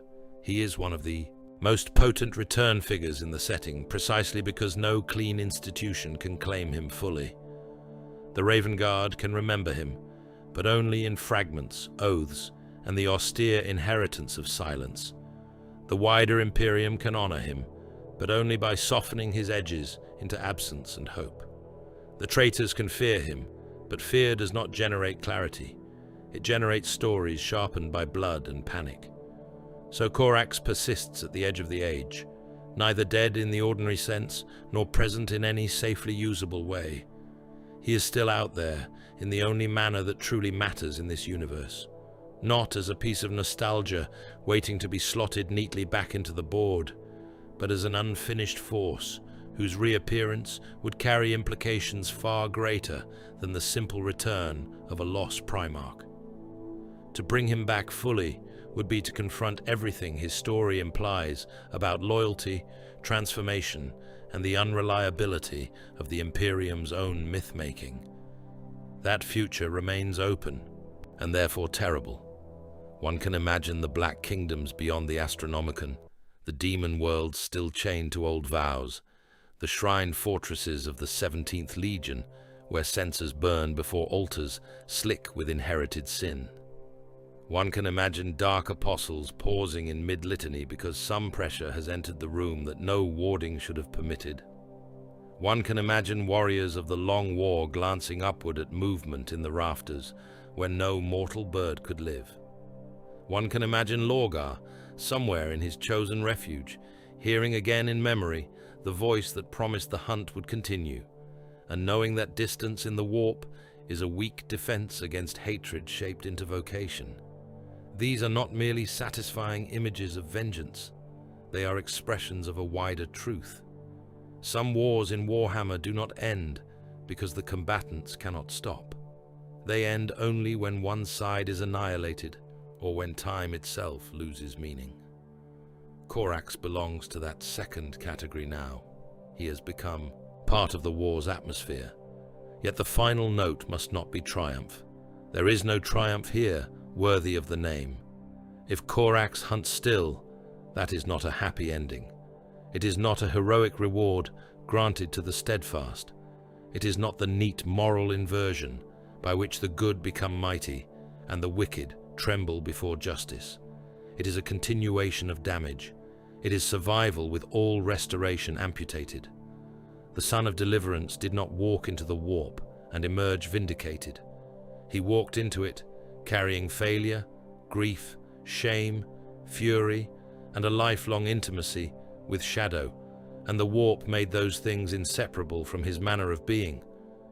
To admire that too brightly would be to misunderstand the setting and the cost.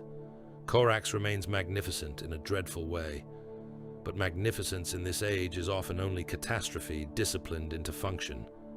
He is still wounded, still unfinished, still bound to the same loss that drove him there. The hunt does not heal him. It merely gives shape to what would otherwise have been purposeless torment. That is why dread is the proper final emotion. Dread, because what survives in the warp is not a consoling father waiting to gather his sons. Dread, because the enemy may still hear wings in the dark and know that some promises outlive millennia. Dread, because if the Imperium ever had to behold Corax clearly in his latter aspect, it might find that one of its most loyal legends had become too terrible for easy worship. Dread, above all, because the fate of Corax tells us what this universe does to its truest warriors. It does not preserve them in golden memory. It refines them through suffering until purpose and wound become the same thing. So the final thesis must be stated without retreat. Corax did not simply go into the warp. The warp answered him. It drew out the deepest unresolved law of his being and made it operational across a realm where symbol carries claws and grief can learn to fly. He is not the story of a Primarch who fell, nor even solely of one who endured. He is the story of what happens when loyalty survives every injury except the loss of innocence, and then refuses to die. He is the black shape cast by the Heresy long after the banners have changed and the archives have sealed. He is the proof that the Emperor's sons were never merely flesh, and that in the wrong conditions, even fidelity can become an apparition fit to haunt the damned. Somewhere beyond sight, in the screaming dark, where the Emperor's light thins and breaks against older hungers, the hunt may still be underway. Somewhere in the blind corridors of a demon keep, in the broken vaults of a blasphemous librarium, in the ash storm over a world that should never have been allowed to endure, traitor eyes may still lift toward a movement they cannot quite name, until it is already too late. Somewhere Lorgar may still remember the day prophecy failed him, and understand that the brother he helped ruin has never truly ceased. Approaching. That is the final truth. The truth about Corax is not that the warp changed him, but that it gave the galaxy nowhere left to hide from him.